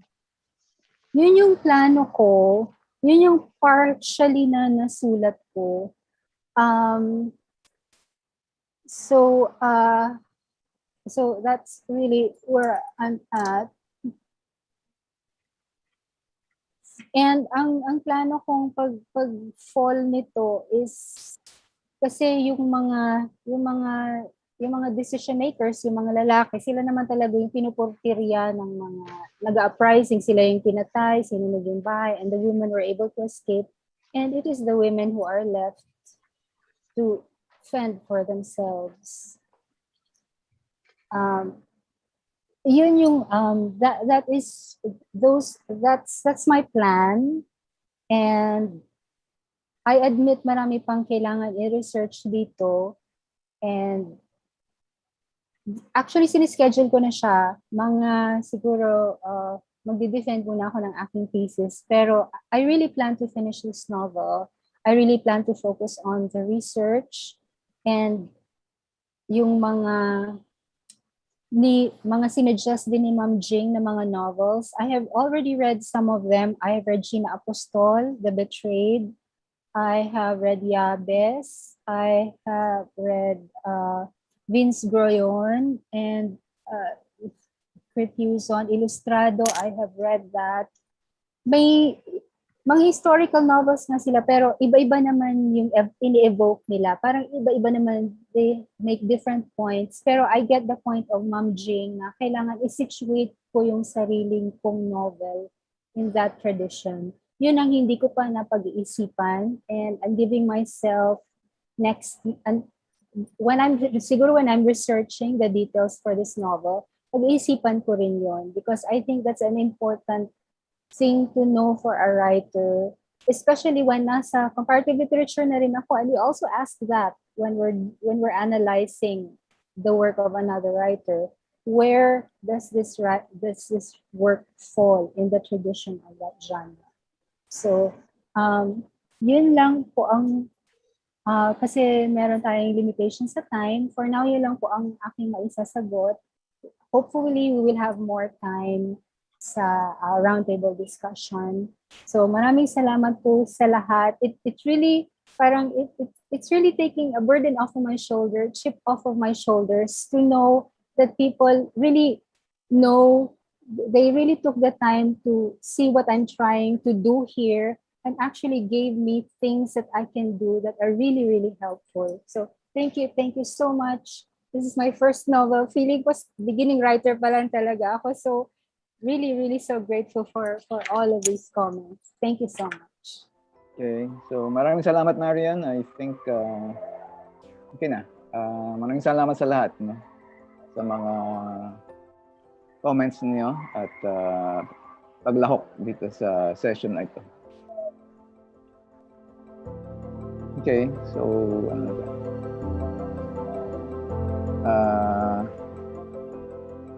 Rona, magana tayo, record.